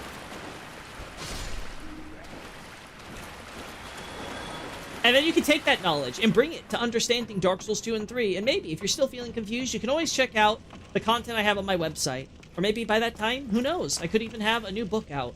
An Abyssal Archive too, but I guess we'll just have to see how that pans out in life, May God have mercy on your soul. If you ever started DS2 lore play, yeah, I'm not looking forward to it, guys. God have mercy on my soul when we ever get to that point in life. Anyway, that's gonna be it, chat. Everyone, VOD viewers, everybody here who has come to the lore play, I want to thank you, but we're ending it here. Again, I don't know how long this video will be in the final editing and everything. But I hope you guys enjoyed the overall lore play and everything that was in it. Truly, I hope that you found this a insightful experience. And so I hope now, with the knowledge that you have been armed with and everything that you've learned, that you will find something that you didn't know. Thank you, everybody.